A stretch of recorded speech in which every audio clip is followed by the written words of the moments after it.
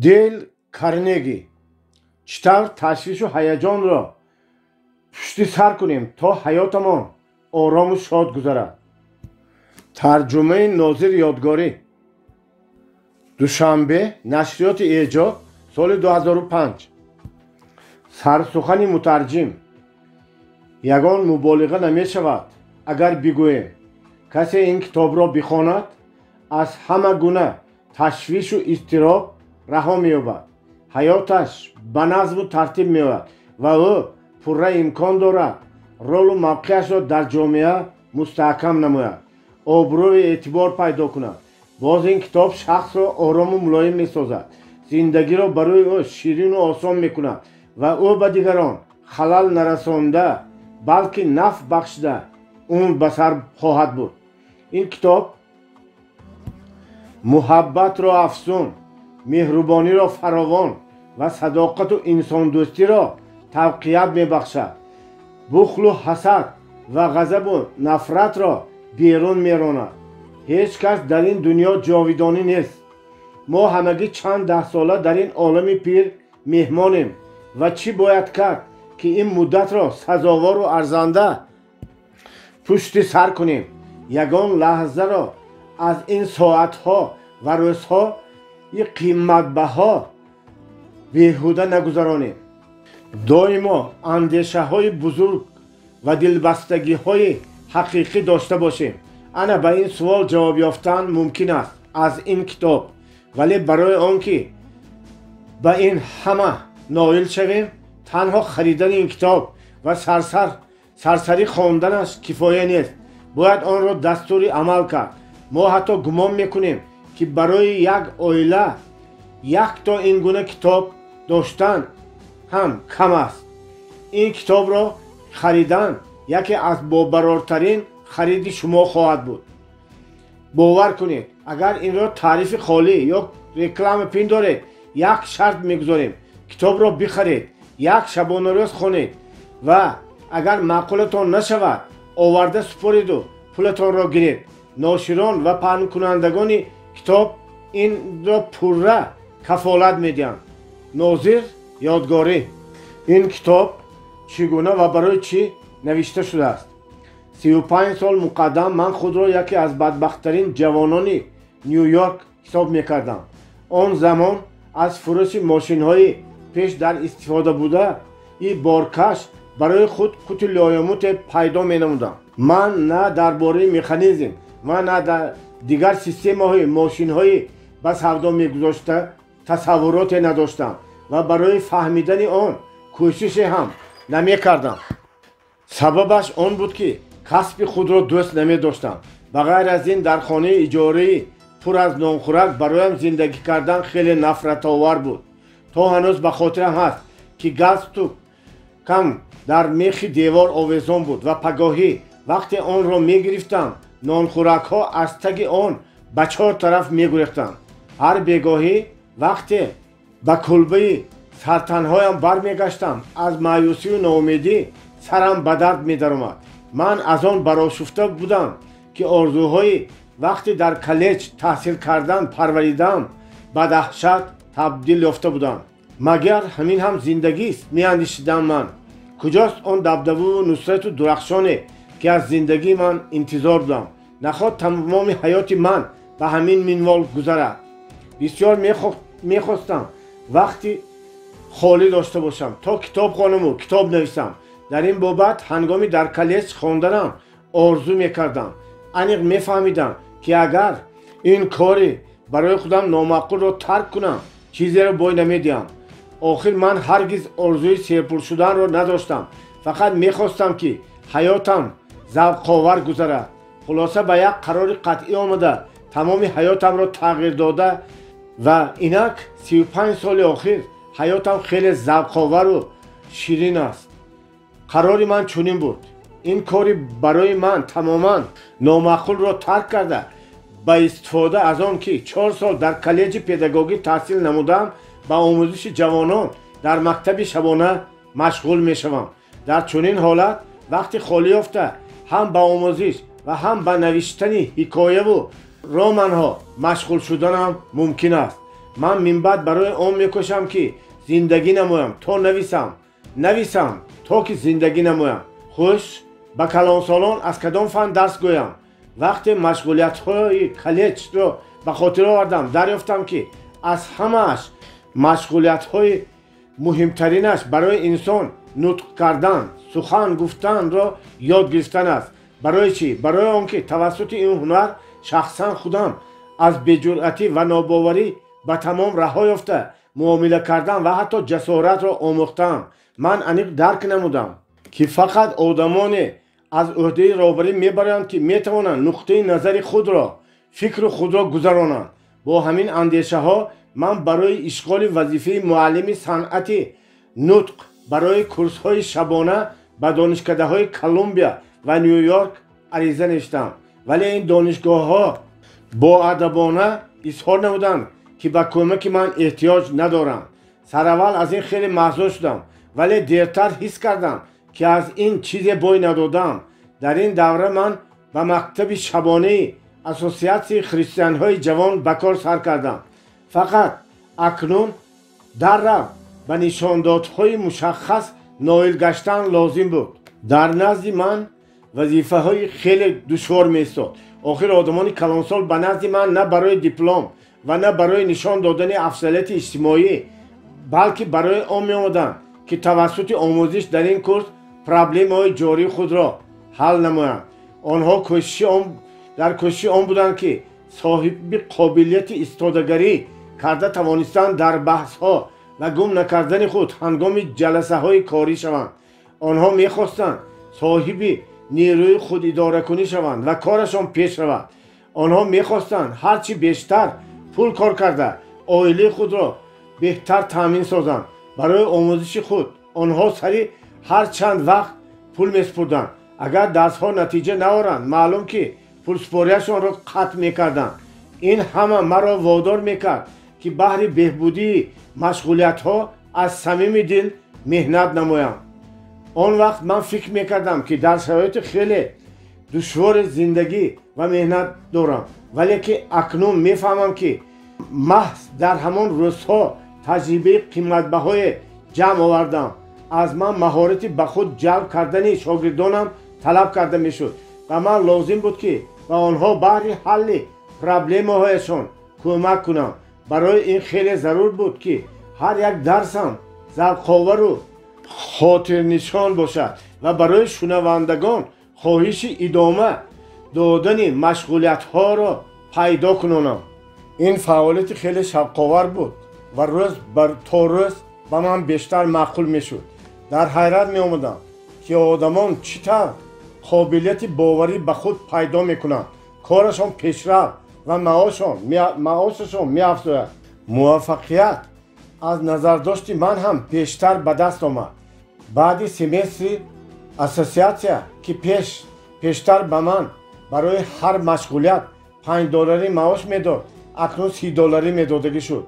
وقتهای اول من فقط صنعت سخن درس میدادم، ولی به تدریج بعد گذشت سالها فهمیدم که طلبگان کلانسال من اینچنین به صنعت و مهارت دوست پیدا کردن و به آدمان تاثیر گذاشتن نیز سخت احتیاج دارند. از سبب آنکه در این بابت ادبیات درکاری پیدا کرده نمیتوانستم، لازم دانستم که خودم در بابت مناسبت بین همدیگری انسان کتاب نویسم. ولی این کتاب از روی متد معلوم نوشته نشده، بلکه در اساس تجربه حیاتی شنوندگان کلانسال من به وجود آمده است. من آن را چطور میتوان دوست پیدا کرد و به آدمان تاثیر رساند نام گذاشتم. وابسته بر آنکه این کتاب فقط چون واسطه تعلیمی تالیف یافته بود، ولی برابر 4 کتاب دیگرم خیلی زیاد هم نشر و پهن شد. سالها میگذشتند و من فهمیدم که یکی از پرابلم های مهمترین شنوندگان این اضطراب و تشویش است. قسمت زیادی شنوندگان من آدمان کسب و کار گوناگون بودند و هر کدام یک پرابلم داشت. و مشغولیت ها زنها، خدمتچیان و صاحب خانه زنها نیز می آمدند. آنها نیز پرابلم های خود را داشتند. خود از خود معلوم که در بابت چطور هیجان و تشویش را پشت سر کردن هم ادبیات لازم بود و من به جستجو پرداختم. сараввал ба китобхонаи марказии Нью-Йорк рафтам ва ҳайратовар буд ки дар каталоги ташвиш ҳамагӣ 22 китоб сабт ёфта буд, ҳолон ки дар каталогҳои ҳамсоя кирмҳо дар забони англисӣ ташвиш ва кирм ном дорад. аз ҷиҳати алифбо ҳамсояан 189 китоб сабт ёфта буд. албатта ин ҳайратовар аст. ҳамин тавр не, охир ташвиш яке аз проблемаҳои хеле муҳими инсоният аст ва хуб мешавад ки дар тамоми мактабҳои миёна ва коллеҷҳо курси чӣ тавр ҳаяҷону ташвишро пушти сар кард таълим дода шавад, вале дар ин бобат ба ман муяссар нашуд ки ягон дастури таълимӣ ёбам. ҳақ ба ҷониби Дэвид Сибери аст ки дар китобаш чӣ тавр метавон ташвишу ҳаяҷонро пушти сар кард менависад. мо бо овони камолот он қадар нотайёр дохил мешавем ки ба шахси аз рӯи китоб орзуи раққоси балет шудан дошта монандем. хуш, ҳамаи ин чӣ натиҷаҳо меоранд? зиёда аз нисфи катҳои бемористонҳои мамлакатро онҳое ишғол намуданд ки аз илтиҳоби асабу ҳиссиёт ба бемориҳо мубтало гаштаанд. ман ҳамаи он 22 китобҳоеро ки дар китобхонаи марказии Нью-Йорк маҳфузанд ва боз чандин китобҳои дигарро дар ин мавзӯъ ки дастрасам гаштанд мутолиа намудам, вале ягонтои онҳо наметавонистанд ки чун дастури таълимӣ хизмат кунанд. аз ин рӯ қарор додам чунин китобро худам менависам. барои навиштани ин китоб 7 сол тайёрӣ дидам. чӣ гуна? нуқтаи назари файласуфони ҳамаи қарнҳоро оиди ҳаяҷону ташвиш мутолиа намудам. инчунин саргузашти садҳо одамони бузургро аз Конфутсий то Черчиллро хондам. ба одамони машҳур масалан Ҷек Демси, генерал Умар Брэдли, генерал Марк Кларк, Эленора Рузвелт, Дороти Дикс ва ғайраҳо ҳам суҳбат шудам, вале ин ҳамаш ибтидои кор буд. боз дар ин давра ба кори аз мутолиа ва суҳбат муҳимтарине низ машғул шудам. тӯли 5 сол дар озмоишгоҳе ки ба таҳқиқи масоили ҳаяҷону ташвиш машғул буд кор кардам. ин озмоишгоҳро мо дар назди курси худ ташкил дода будем ва то ҷое ман огоҳам нахустин озмоишгоҳи дунё буд ва дар бобати таҳқиқи ташвиш фаъолияти мо чунин сурат мегирифт ва шунавандагонамон дар бобати амалӣ намудани ин ё он қоидаи мубориза ба муқобили изтироб супориш медодем ва хоҳиш менамудем ки аз натиҷааш моро огоҳ созанд. қисми дигари шунавандагонамон бошад дар бобати усулҳои мубориза ба муқобили ташвишу изтироб ки аз сар гузаронданд ҳикоя мекарданд. дар натиҷа ба гумонам дар ин мавзӯъ дар дунё аз ҳама бештар ман нақлу ҳикоя шундам. ба ғайр аз ин мактубҳои зиёдеро ки дар ин мавзӯъ тавассути почта гирифтам хондам. ман инчунин дар бобати ҳикояи беҳтарин дар ин мавзӯъ и пушти сар кардани ташвиш дар 70 шаҳрҳои Штатҳои Муттаҳидаи Америка ва Канада озмун эълон намудем. хулоси калом ин китоб худ аз худ пайдо шудааст. дастури пурраи илмӣ оид ба мубориза ба муқобили изтироб ҳам нест. ман кӯшидам рисолаи мухтасари осонмутолиае иншо намоям дар асоси фактҳои мушаххас дар бораи он ки чӣ тавр одамони солору таҷрибадор ҳаяҷону ташвишро пушти сар намуданд. як чиз аниқ мебошад: ин китоб дастурамалист ва ҳар касе ки хоҳиш дошта бошад метавонад ки онро омӯзад. метавонам бо камоли боварӣ ба маълумоттон бирасонам ки дар китоби ман шумо ҳикояи бофташудаеро дар бораи ким кадом ҷаноби Б ё Мери ва Ҷон ки шахсияташон номаълум аст намеёбед. ин китоб маҷмӯи дастурҳоест ки асосу тасдиқ доранд. онҳо бо гузашти рӯзгор маълум гаштанд ва имконият медиҳанд ки ҳаёти мо аз ҳаяҷону ташвиш орӣ гардад. иҷозат диҳед боз аз як чизи дигар шуморо огоҳ созам.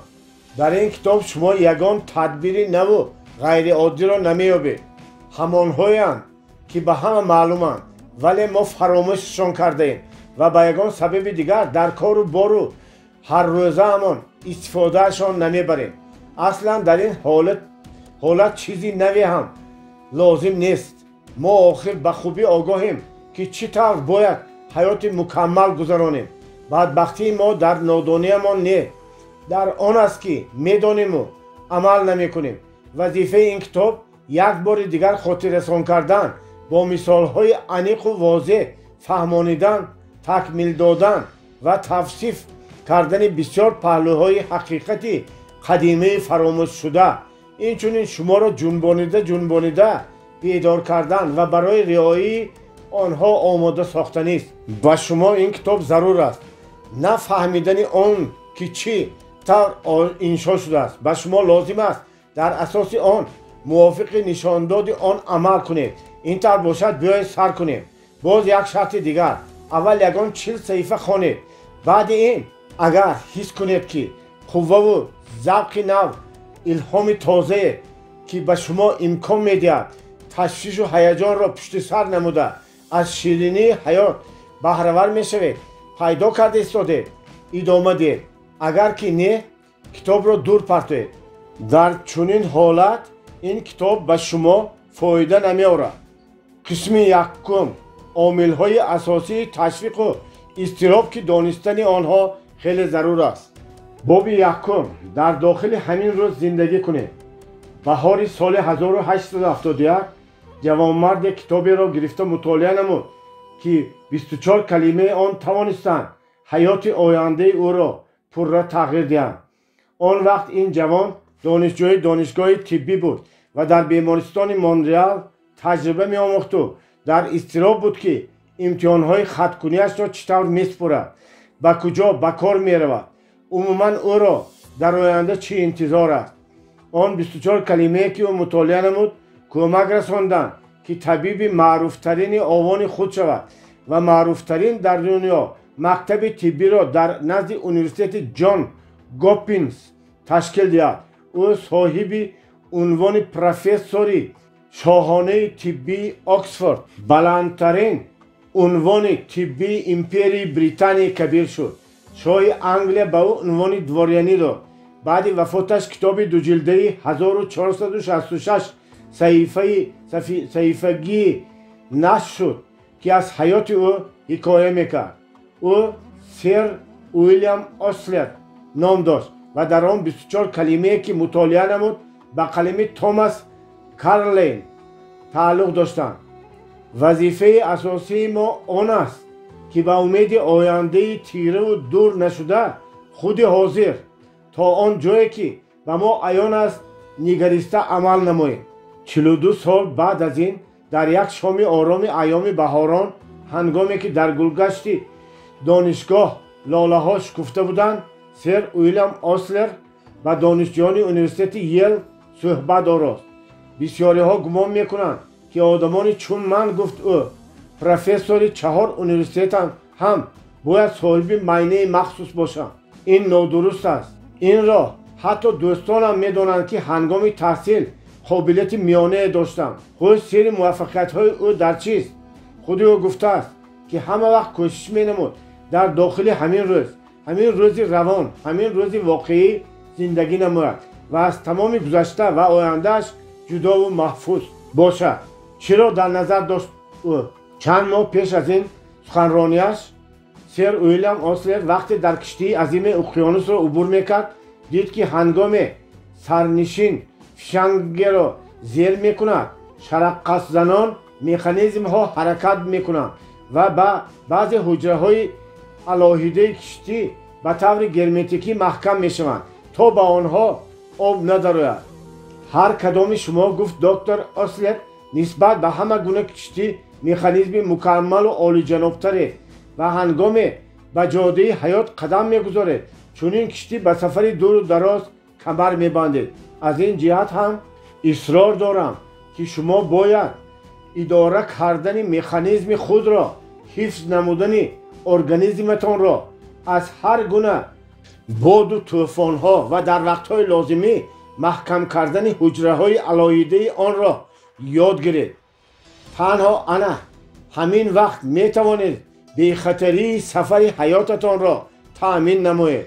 همچون کاپیتان در حجره نظارتی ایستاده کوشش کنید که اقلاً اسباب‌های اساسی کشتی حیاتیتان را در حالت کاری باشند. در کار شود نقطه درکاری را زیر کنید تا درهای آهنین شرق زنان پوشیده شوند و شما را از گذشته که علاقه مرده است جدا سازد حفظ نماید. باز نقطه دیگر را زیر کنید و پرده آهنین آینده را روزهای فرداین هنوز به دنیا نآمده را از شما جدا سازد. انا بعدی همین شما امروز پوره بخطرید. گذشته را پوره ایزولیت کنید. بگذار گذشته مرده های خود را گراند. بار گذشته اگر به بار فردا زم گشته امروز به دوش شما بار شود، زورترین آدم هم باشید پیش پای خواهید خورد. از این را آینده را نیز پوره ایزولیت کنید. برای آینده در حاضره نه پگاه فرا رسد بعد میبینیم. روز نجات آدم همین روز است. محض انا همین روز. صرف بیهوده نیرو، عذاب روحی، تشویش و هیجان همسفر آن آدمی است که خیلی بروقت و ناجا در غم فردا مبتلا میگردند. همین طریق تمام حجره های کشتی حیات را مستحکم ببندید. قسم و پهلوهای فولادین را محکم کنید و در خود عادت در داخل همین روز زندگی کردن را پرورید. آیا دکتر اوسلر به این گفتنی بود که ما هرگز برای فردا تیاری نباید بینیم؟ نه، هرگز این طور نیست. او در این سخنرانیش گشته و برگشته تاکید مینمود که بهترین عامل به فردا تیاری دیدن این تمام قوه و نیرو را برای به طور عالی‌ترین اجرا نمودن وظیفه های امروزه روانه کردن است. در آوان جنگ رهبران حربی ما نقشه فردا را میکشیدند ولی هرگز به تشویش و اضطراب داده نمیشدند. من آدمان یککچین را با تکنیک بهترینی در اختیارمان بوده تأمین نمودم. گفته بود در وقتش سرفرمانده قوه های حربی ایالات متحده آمریکا ادمیرال ارنست کینگ و به آنها وظیفه های از همه عاقلانه را معین نمودم. این همه آن چیزی است که از دستم می آید. اگر کشتی غرق شود ادامه داده است در جای دیگر ادمیرال کینگ. من آن را از بلا باز داشته نمی توانم. خوبش بعد افسوس خوردن از گذشته در غم فردا باشم. بغیر از آن اگر از چنین واقعه ها افسوس خوردن گیرم دور و دراز نمی پایم. هم در زمان جنگ و هم در آوان آسایشتگی فرقیت بین طرز درست و نادرست اندیشه چنین است. طرز درست اندیشه به تحلیل سبب و عاقبت اساسناک شده جانب مقصدهای منطقی میبرد. طرز نادرست اندیشه باشد جانب شدتناکی و خرابشوی عصب.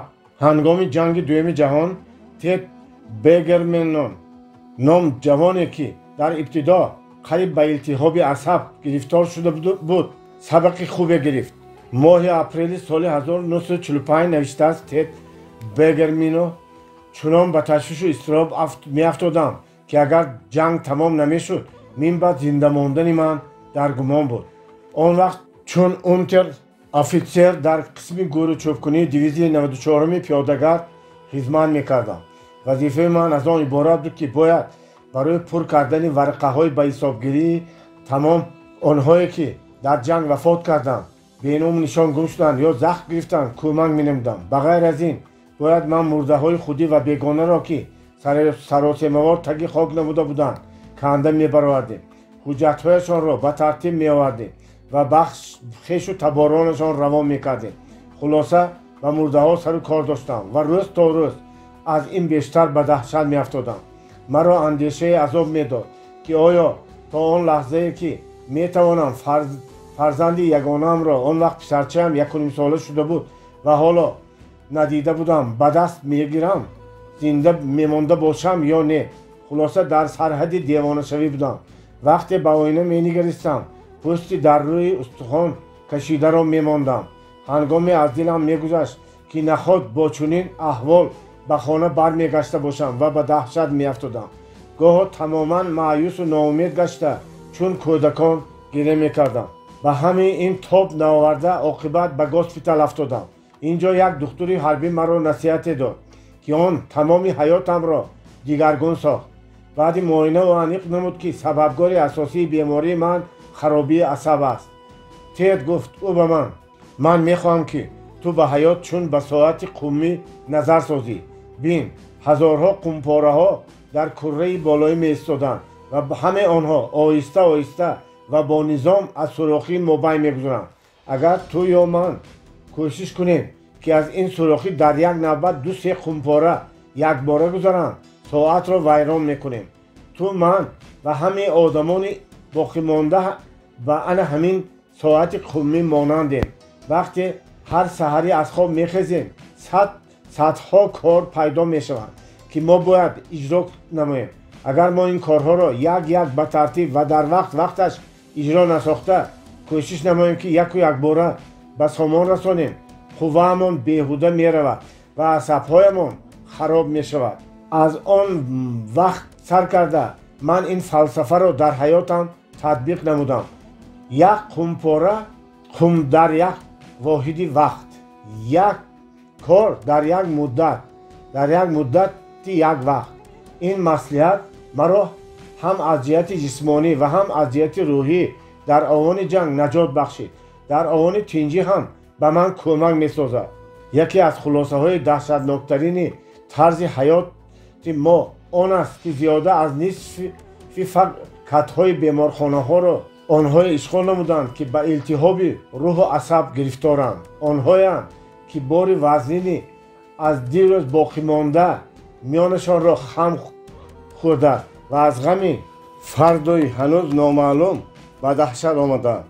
حالا آنکه قسم زیادی آنها میتوانستند آرامانه از زندگی بهره بگیرند، خوشبخت باشند، به جمعیت فایده بیارند.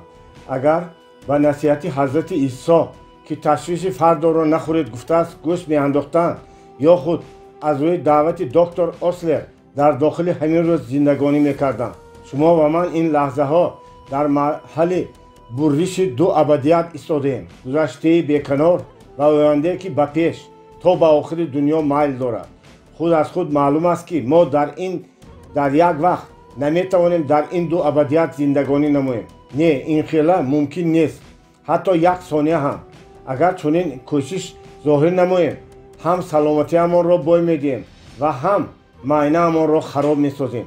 برای همین هم بیایید از همین یک پاره وقت از پگاهی تا وقتی شب خواب بهره بر باشیم. هر یک کس میتواند بار خدا آن چقدر وزنین باشد تا فرارسیدن شام بردارد. نوشته است رابرت لوئیس استیونسون. هر کدامی ما کار یک روزه خود را آن چقدر مشکل باشد میتوانیم اجرا کنیم. هر کدام ما میتوانیم تا غروب آفتاب با دل پر از مهربانی، با صبرانه و با محبت سرشار نسبت محیط و اطرافیان زندگانی کنیم. انا همین است مقصد اساسی زندگانی. حقیقتا هم حیات این را تقاضا میکند، ولی خانم شیلز تا آن هنگامی که از طلوع تا غروب آفتاب زندگانی کردن را آموخت خیلی به هیجان و اضطراب میافتاد. حتی در خودکشی کردن بود. سال 1937 من شوهرم را از دست دادم. حکایت از خانم شیلز. از این خیلی به دهشت افتادم. آخر قریب که یگان واسطه زندگانی نداشتم.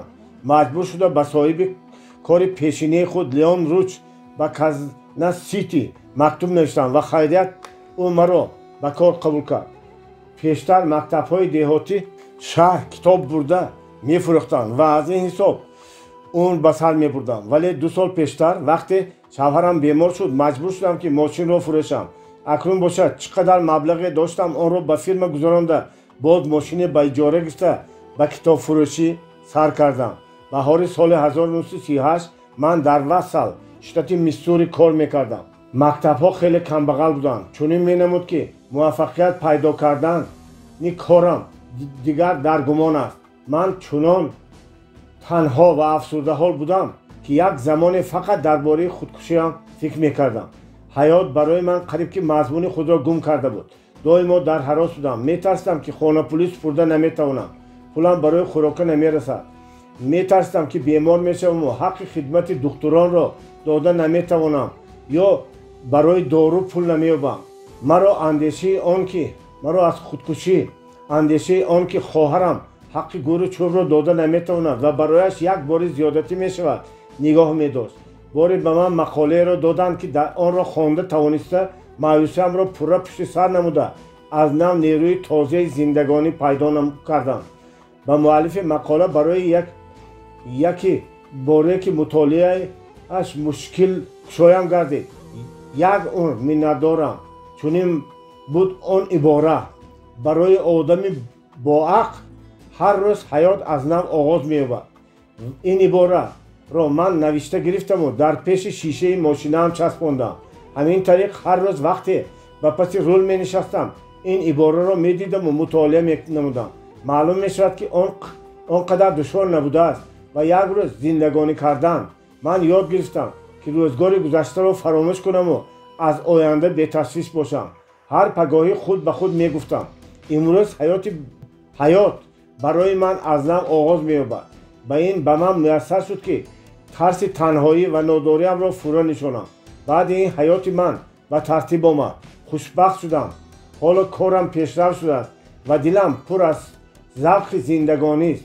من اکنون از آینده در هراس نیستم. فقط غم امروزه را میخورم چون که برای آدمی با عقل هر روز حیات از نو آغاز مییابد. برای چی ما تا این درجه بی‌عقلیم؟ عجب ابلهانه میگذرانیم ما آن پاره وقت را که عمر نام دارد. نوشته است استیون لیکوک. کودک میگوید حالا کلان شوم، ولی این چی معنا دارد؟ جوانان میگویند کمتر کلانتر شوم. کلان که شد میگوید حالا زن گیرم، سپس زن میگیرد، ولی از این خیلی کم چیز تغییر مییابد و او باز فکر میکند. وقتی به نفقه برای دو هنگام برگشته قفا نگاه میکند برای شمال خنوکی میزند. انا اکنون این وقت به خاطر میآورد که از حیات چیز بسیاری را از دست داده است، ولی اکنون همه چیز به بازگشت رفته است. ما خیلی دیر میفهمیم که معنا و مقصد حیات در خود حیات در هر روز و در هر ساعت آن است. مرحوم ادوارد ایوانز از دیترویت یک زمان تا فهمید که مقصد حیات در خود حیات در هر روز و ساعت آن است. قریب خودش را کشته بود. فرزند عائله کمبغل ادوارد ایوانز اولا از روزنامه فروشی قوت لایموت میافت، سپس فروشنده مغازه بقالی شد.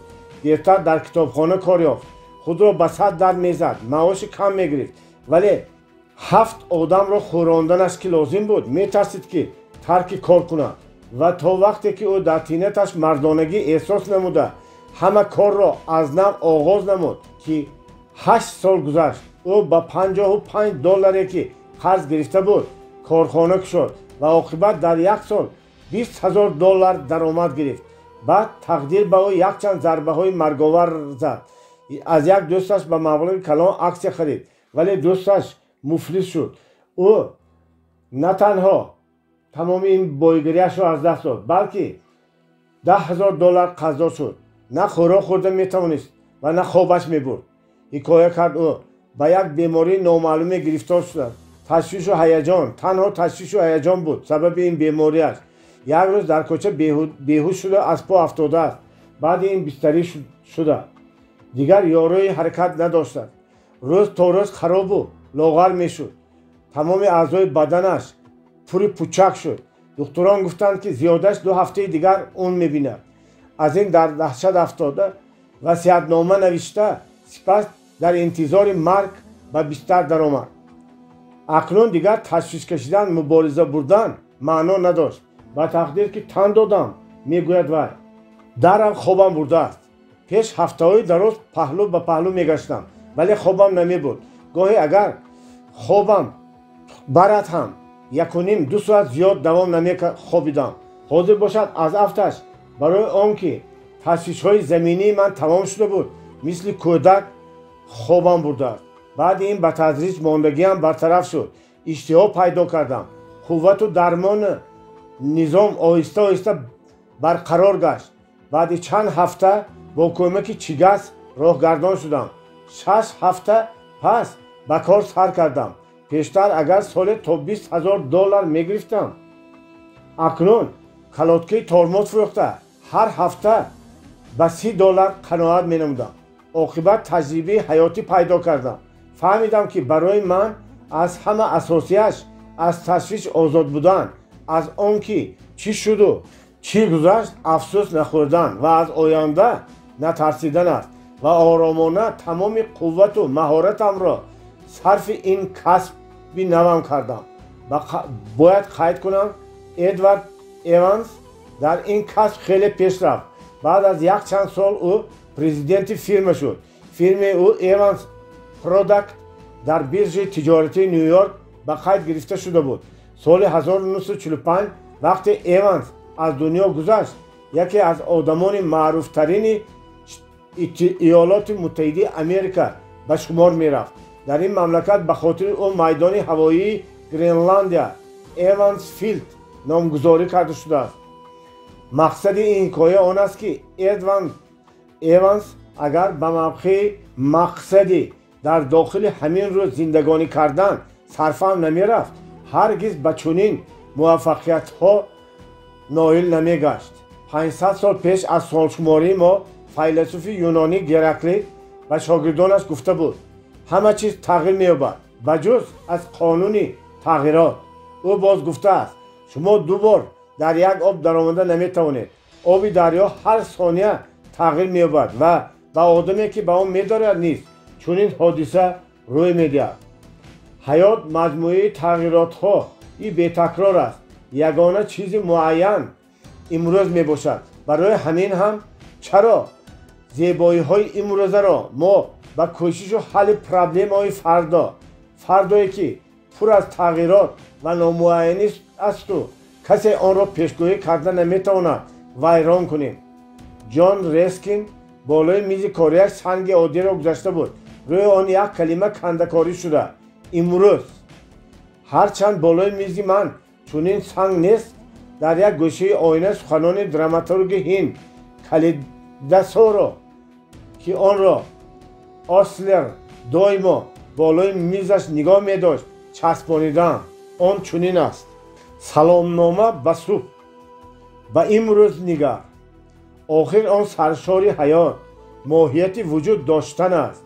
дар пораи хурдаке ки он дарҷ аст, тамоми ҳақиқат ва моҳияти мавҷудияти мо, камоли сабзиш, бузургии амал, азамати дастовард. рӯзи гузашта танҳо як хоб буд. рӯзи оянда як чизи номаълум. агар имрӯз хуб гузарад, рӯзи гузашта хоби ширин, фардо рӯзи умед мешаванд. шуморо даъват мекунам ки имрӯз зиндагонӣ кунед. инак чизи нахустине ки шумо дар бораи ташвишу ҳаяҷон бояд донед ин аст: агар хоҳед ки бонги хатарро аз худ дур кунед, аз сер Уиллис Ослер ибрат гирифта гузашта ва ояндаро ба дарҳои оҳанин ҷудо сохта дар дохили ҳамин рӯз зиндагонӣ кунед. ин суолҳоро аз худ пурсед ва ба онҳо посух нависед. якум: оё ман аз ташвиши фардо кори имрӯзаамро қафо мепартоям ва дар бораи боғи афсонавие ки аз як кунҷи уфуқ нимнамоён аст орзу мекунем? дуюм: оё ҳаётамро аз он чӣ ки гузашт ва бебозгашт рафт душвор месозам? сеюм: оё ҳар пагоҳӣ бо қарори қатъии хурсандонаи дар тӯли ин 24 соат зиндагонӣ кардан аз хоб мехезам? чорум: вақте дар навбати аввал дар бораи имрӯз меандешам, оё аз ҳаёт бештар баҳра мебарам? панҷум: ба ҳамаи ин тавсияҳо аз кай сар мекунам? аз ҳафтаи оянда, аз пагоҳ, аз имрӯз? боби дуввум: тавсияҳои сеҳрноке ки касро аз ҳолати нооромӣ берун месозад. ҳамаи мо аз ҳафташ ба дастури тезамале эҳтиёҷ дорем ки имкон диҳад аз ҳолати ҳаяҷону ташвиш раҳо шавем. ва мо дастуре лозим аст ки ҳатто мутолиаи ин китобро давом надода даррав онро ба амал татбиқ намоем.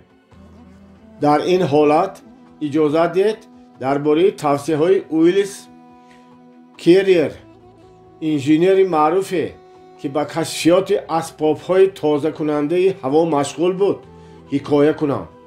алҳол ӯ сарварии корпоратсияи Керриер Syracuse штати Нью-Йоркро ба уҳда дорад.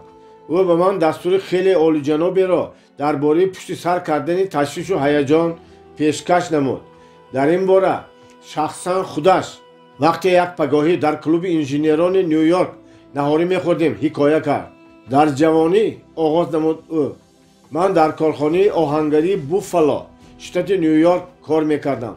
аз ин ҳисоб бояд дар заводи шишабарории Питтсбурги, штати Миссури асбобҳои тозакунии газро васл менамудем. ин завод миллионҳо доллар қимат дошт. таҷҳизоте ки ман васл менамудам бояд газро аз дигар пайвастагиҳо ки ҳангоми сӯхтан ба мошинҳо зарар меоварданд тоза менамуд. ин усули нав буд. пештар ҳам дар ин бобат таҷриба гузаронда буданд, вале дар дигар шароит. дар мавриди мо бошад ҳангоми васли дастгоҳ як қатор душвориҳо пайдо гардид ки мо пешбинӣ накарда будем. таҷҳизот кор кард, вале кафолати ба мо даркориро надод. аз ин натиҷа гӯё касе ба сарам мушти обдоре куфта бошад. худро тамоман гум кардам. тамоми аъзои баданам ба дард даромад. хобам гурехт. хеле азоб кашидам. баъди хеле азоб кашиданҳо оқибат ақли солим ғолиб омаду ва худ ба хулосе омадам ки ба худ хӯрдан ман ягон проблемаро ҳал карда наметавонам. ва ана ҳамин вақт дастури беташвишу ҳаяҷон ҳал кардани проблемаҳоро кор карда баромадам.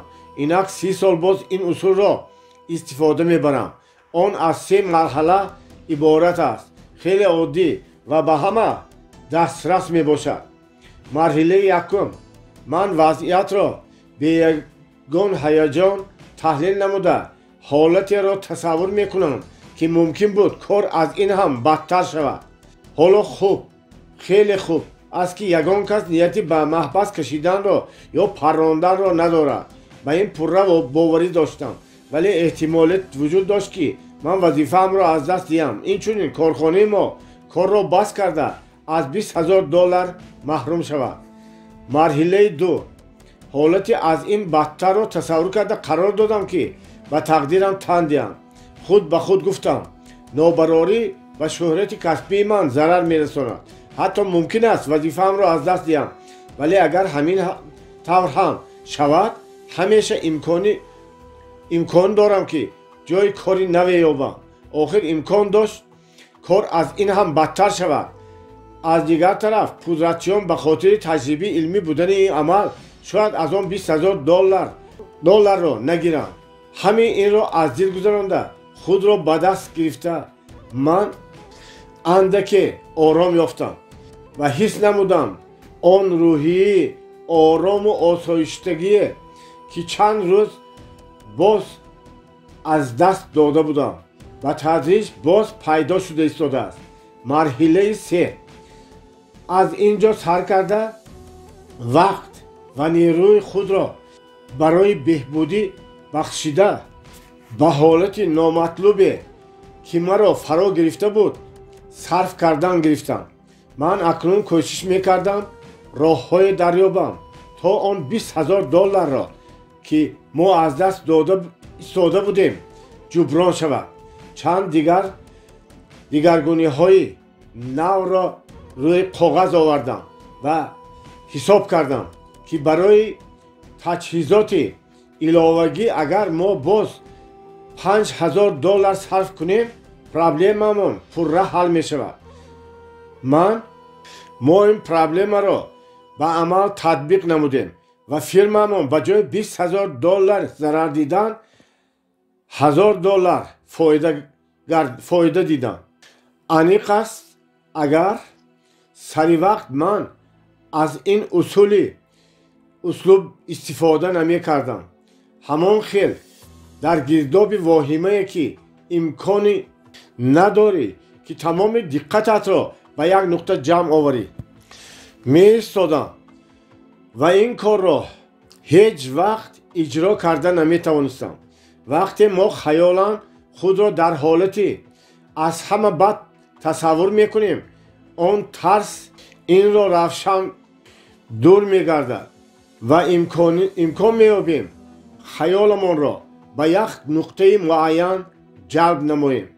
این واقعه 30 سال پیش به وقوع پیوسته چنان عبرت بخش بود که یک عمر در خاطرم نقش بست و من از آن سبق عالی جناب گرفتم.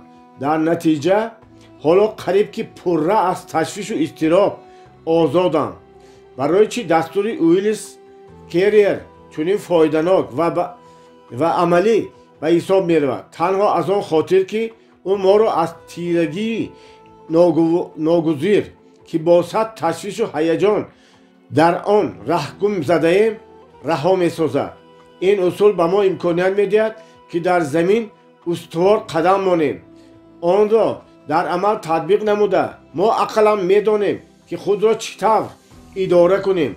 اگر تگ پایمان سخت نباشد ما مگر می‌توانیم عقلاً راست بایستیم درباره این یا آن کار اندیشیم و به یگان قرار بیاییم. پروفسور ویلیام جیس اساسگذار پسیکولوژی عملی اگر زنده می بود از این اسلوب آگاهی می شد آن را حتما قبول می نمود. چرا؟ برای آنکه او مدام و شاگردانش تلقین می ساخت که به حالتی به عمل آمده تان تن دهید. برای آنکه او قبول کردنی چیزی که علکه روی داده است خود این مرحله اولینی پشت سر کردن هر گونه دشواری هاست. این فکر در کتاب معروف لین یوتان مهمات حیات نیز تقویت یافته است. آرامی روحی نوشته است فیلسوف چین. در نتیجه تن دادن به حالتی از همه بد وجود می آید. از جهت پسیکولوژی من گمان می کنم این معنای خرج کردنی نیرو را دارد. در حقیقت باشد سخن از طریق نوی بیرون نمودن نیرو می رود. وقتی ما به حالتی از همه بد تن می دیم آنگاه چیز بای نمی دیم، چیزی بای میدادگی هم نداریم. در این حالت من منطقاً هم برمی آید که صاحبی چیزی نو می شویم. به حالتی از همه بد تن داده به خاطر بیارید که گفته بود ویلیس من در به خود آمده آسایش حس کردم. انا همین لحظه من اکنون امکان داشتم که فکر کنم. این عاقلانه است. همین طور نه، ولی میلیون ها آدمان حیات خود را از خشم و غضب شدید تلخ کرده برباد می‌دهند. برای آنکه به این حالت ها تن دادن نمیخواهند آنها از تلاش تغییر دادن وضعیت دست میکشند. به جای آنکه برای تغییر حیات خود تلاش کنند آنها به شکایت از تقدیر بد خود مشغولند. حالان که چنین شکایت ها باعث طرف بد شدن حالت و به حزن و اندوه گرفتار شدن میگردد. میخواهید که مثال زنده به حیات تطبیق کردن فرموله سحرناک کیر را بیارم. آن را فروشنده سوزشواری مایه از نیویورک که در کورس ما تحصیل میکرد حکایه نمود. من قربانی نیرنگ شدم. آغاز نمود او به حکایهش. پیش حتی باوری هم نمیکردم که چنین شدنش ممکن است. واقعه این طور رخ داد. در اختیار شرکت نفتیه که من سرورش بودم چند ماشین بارکش بود که آنها را رانندگان مختلف اداره میکردند. در آن وقتها اپراولین تنظیم نرخ عمل میکرد و ما میتوانستیم که به مقدار خیلی کم به میزاجان بنزین دهیم. من به گوشه خیال هم نمی آوردم که بعضی رانندگان ما میزاجان دائمی ما را فریب داده یک قسم بنزین را به آنها نفروخته به چپ میدادند. از این نیرنگ غیر قانونی من وقتی آگاه شدم که شخص خودش را نظارتچی دولتی وانمود ساخته به نزد من آمده برای در اطراف این حادثه شده ولوله انگیزی انداخته پول طلب کرد. او در دست بابت حله رانندگان حجت هم داشت و گفت که اگر دست به کیسه ناندازم آنها را به پروکراتور ناحیه میسپرد. البته این شخص به من ضرر نداشت ولی میدانستم که موافق قانون فیرما برای عملیات کارگرانش نیز جوابگر می شود. باز اینش هم معلوم بود که اگر کار تا سود رود آبروی کارخانه ما را پست و کارمان را دشوار می سازد. من باشم مدام از کارخانه‌مان که به اون 24 سال پیش از این پدرم اساس گذاشته بود فخر میکردم. بعد این چنان به هیجان و تهلکه افتادم که 3 روز نه خوابم میبرد و نه چیزی به دهان گرفته میتوانستم. هرچند میاندیشتم هیچ به یگان خلاصی انیق و آماده نمیتوانستم که به این آدم 5000 دلار پاره دهم. ها گویم یا گم شود دو چیکاری که کند از دستش میآید کردن گیرد. هیچ به یگان خلاصی انیق آماده نمیتوانستم. بعد بگاهی با خواندن کتابچه دیل کارنگی چطور هیجان و اضطراب پشت سر کنیم که هنگام آموزش به ما داده بودند سر کردم. حکایت اویل است. حالت بدترین را تصور کنید. دقت مرا به خود جلب کرد. آن را مطالعه نموده از خود پرسیدم اگر من به این ناآدم پول ندهم هم و این آدم حجت ها را به پروکراتور روان سازد حالت از همه بد کدام است؟ این سوال چنین جواب داشت کارخانه من خراب می شود. بله واقعی از همه بدترین حالت هم همین بود و من محبس تهدید میکرد. باز به خود گفتم انا کارخانه من را خراب شد. خیالان به این تن دادم خوش بچه می شود وقتی که کارخانه من خود کرد بیکار میمونم. ولی این کاری اونقدر دهشتناک نیست. من متخصص خوبی ساحه محصولات نفتی ام و چندین فیرمه های هستند که خرسندانه مرا به کار قبولم خواهند کرد. بعدی اندیشه ها خود را بهتریست نمودم. پرده غفص و غلیظی که 3 شبانه روز بالای سرم و دلم را پیچانیده گرفته بود به تدریج تنک و پریشان شد. اکنون من قابلیت داشتم که فکر کنم و تمامی فکر و اندیشه هایم را به عملی نمودن این مرحله سیوم کافتوکاوی حل پرابلم و از وضعیت برآمدن روانه ساختم. به مسئله از دیگر پهلو نزدیک شدم. اگر همه این راه به تفصیل به ادوکاتم حکایه کنم او علاجش را میافتگیست. عجایبش آن است که تا وقتی آرام نگرفتم که هم این فکر عادی هم به سرم نآمد. قرار دادم که سحر حتما با ادوکات مصلحت میکنم و به خوابکنی رفتم. در خوابم بوده است و خیلی آرامانه خوابیدم. خوش همین به چه انجامید؟ روز دیگر ادوکاتم به من مصلحت داد که راست به پروکراتور رفته همین واقعه را طوری که هست حکایه کنم. راضی شدم. وقتی که حکایتم را تمام کردم پروکرور برعکس چشم داشت گفت که آن آدمی عیار است که خود را نظارتچی دولتی مینامد و در گرد و اطراف چندین همین گونه عملیات ها گذرانده حالا از طرف پلیسیا در کافتوکاو است. بعد این 3 شبانه روز اندیشرانی شدید درباره آن که به نیرنگباز باز 5000 دلار دهم یا نه اکنون به حکایه پروکرور را خیلی با مراق گوش میانداختم. این تجربه به من سبق یک عمری داد. حاضر هم اگر دشواری پیدا شود من به این متد که آن را فرمول موسفید ویلیامز کیریر نامیدم رو میآورم. تخمینا همان وقتی انجینیر کیری در اطراف این تجهیزات گاز تازه کنی عذاب داشت جوانمرد از شهر بروکن باو شتات نبراسکا وصیت‌نامه می نوشت. او ارلی خیلی نام داشت و به زخم رودی 12 انگشته گرفتار بود. دکتران مشهور ساحه عضوهای هاضمه و خلاصه آمدند که درد او بیدواست و نصیحتش دادند که به پرهیز مشغول شده در محیط آرام زندگی کند. این چنین اشاره هم نمودند که وصیت‌نامه نویسد. تا این وقت بیماری علکه هنی را مجبور نموده بود که کار سرمایه‌اش را بس کند.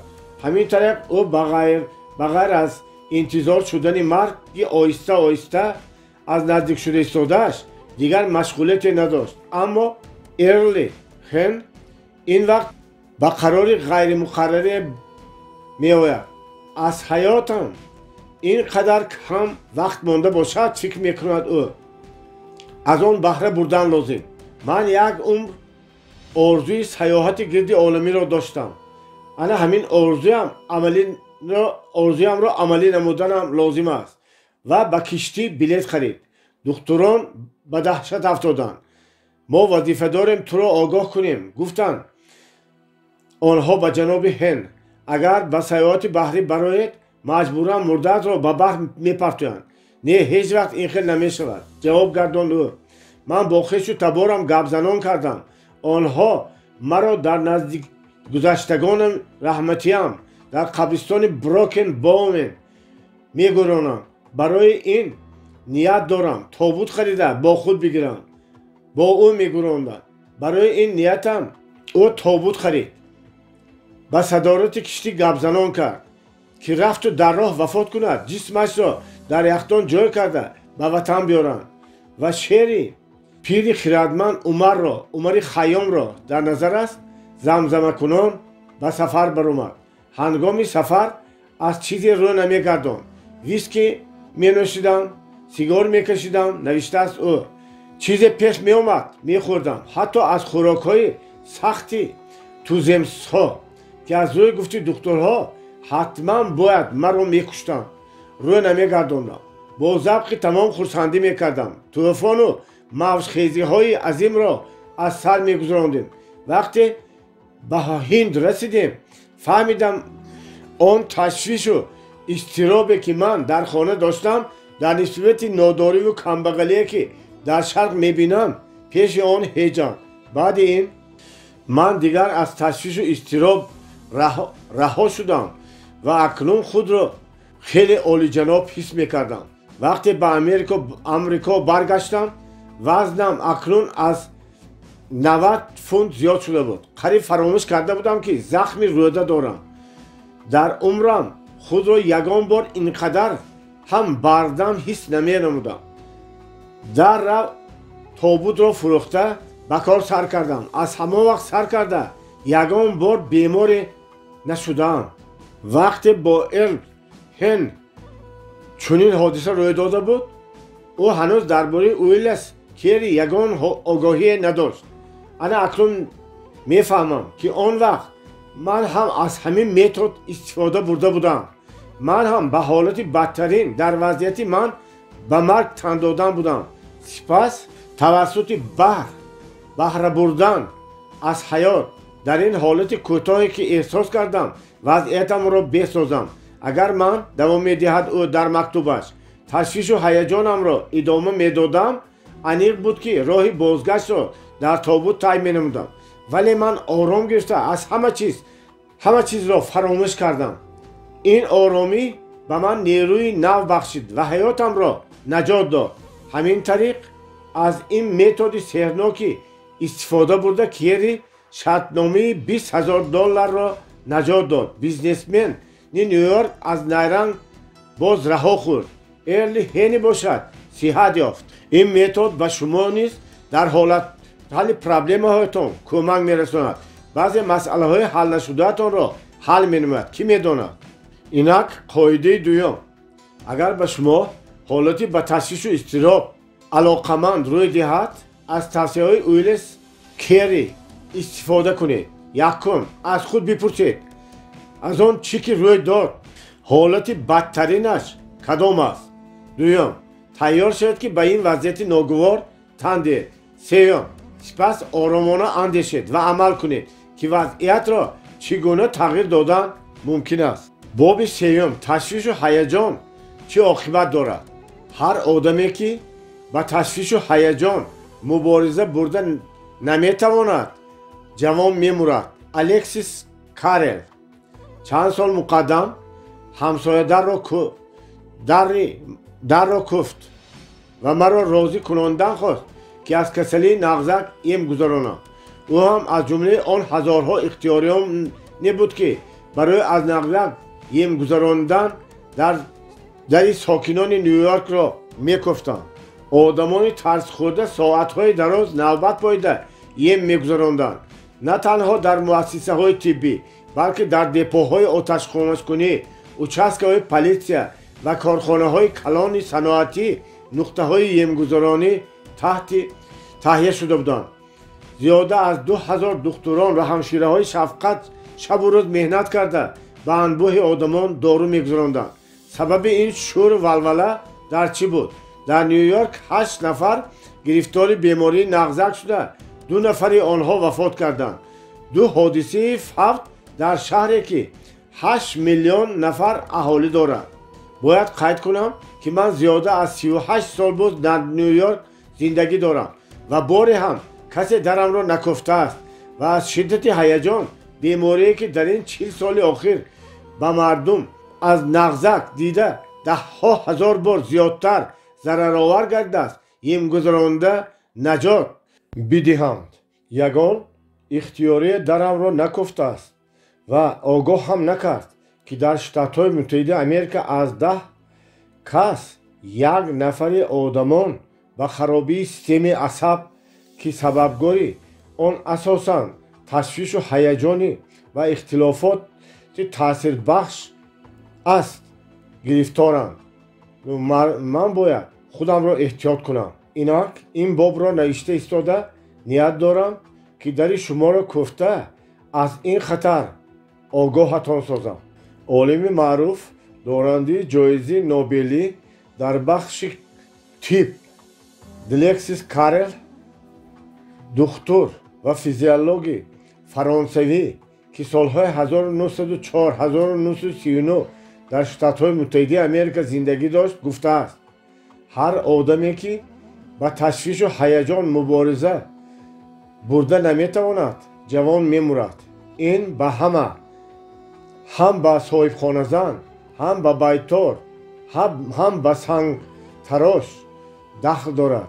یک چند سال پیش من تعطیل خود را همراهی گوبر، یکی از خادمان طبی راه آهنی سانتا فه در سیاحتی اتومبیلی در تگزاس و نیو مکزیکو را گذراندیم. همسفر من وظیفه سرتراپیوت اساسیاسیون بیمارخانه مکزیکو، کلرادو و سانتا فه را اجرا میکرد.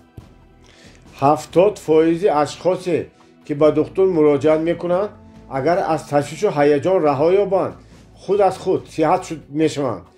گمان نکنید که من بیماری آنها را موهوم و خیالی میشمرم. نه، بیماری های آنها نیست. فرض کردیم چون دندان درد واقعی و اکثرا خیلی جدی است. من بیماری های از قبیل علت عضوهای هاضمه در اساس بحران عصب، زخم معده، کسلی های دل، بیخوابی، سردردی و بعضی نمودهای فلج را در نظر دارم. این بیماری ها واقعاً و من چی گفتنم را میدانم. شخصا خودم را نیز 12 سال رسا زخم معده عذاب داده است. ترس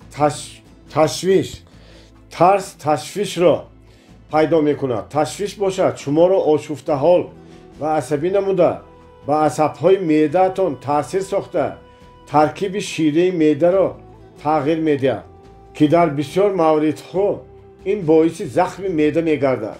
دکتر جوزف مونتگیو مؤلف کتاب علت معده در زمینه عصب نیز همین خیلی عقیده دارد.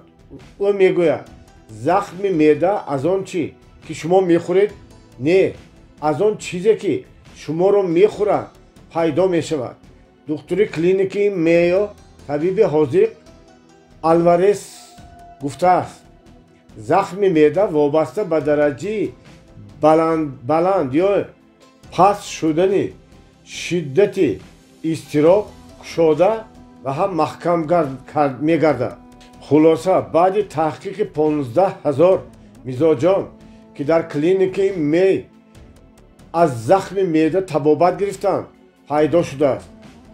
از 5-4 نفر این بیماران را عصب‌های فیزیولوژی به این بیمار گرفتار شدن را نداشتند. هراس، اضطراب و هیجان، خودپسندی به‌حد، مطابق شدن نتوانستن به حقیقت جاری حیات باعث گشته است که این آدمان به بیماری‌های عضوهای هاضمه و زخم معده گرفتار شوند. زخم معده باشد آدم را می‌کشد. از روی معلومات مجله لایف این بیماری در قطار 10 بیماری‌های مرگ‌آورترین دنیا می‌ایستد. من و دکتر گورا هایبن که در کلینیک میو کار می‌کند مکاتبه داریم. او در کنفرانسی هر ساله اساسیاسیون تراپیوت‌های و جراحان آمریکا معروضه نموده درباره تحقیقاتشان عاید وضعیت تندرستی 176 کارگران ماموری که سال میانه‌شان 44 از 13 ساله را تشکیل میداد معلومات جالب دقت آورد.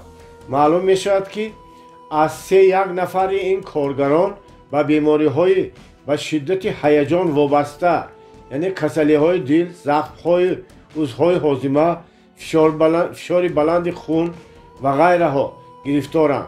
تصور کنید که از 3 حصه آدمان هنوز به 45 نرسیده خود را به چه بیماری‌های گرفتار می‌کنند.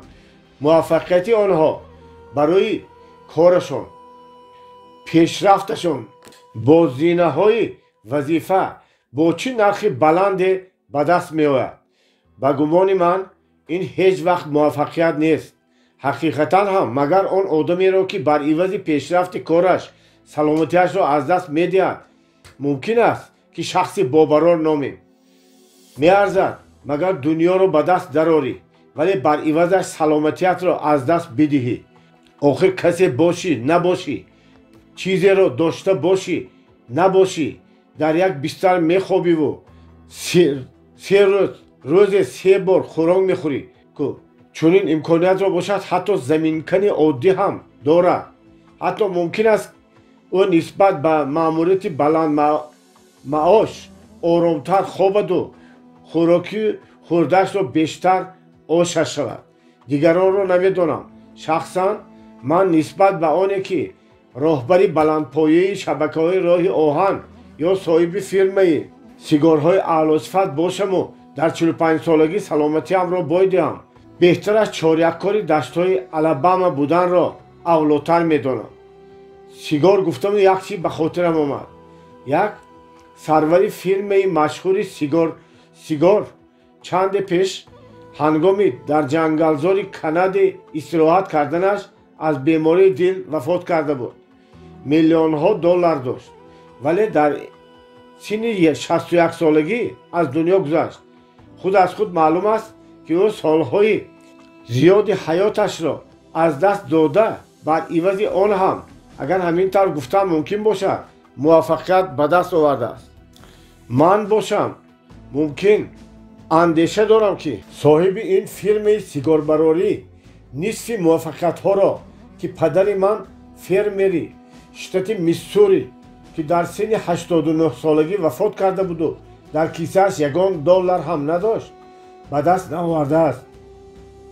برادران مشهور می اظهار نمودند که زیاده نصف کت‌های بیمارستانی مملکتمان را آدمان اشغال کردند که با بیماری‌های عصب گرفتارند ولی وقتی بعد از مرگ رشته‌های عصبی بعضی آنها را زیر میکروسکوپ‌های پرقوت از نظر گذراندند معلوم شده است که آنها هنوز خیلی مستحکمند.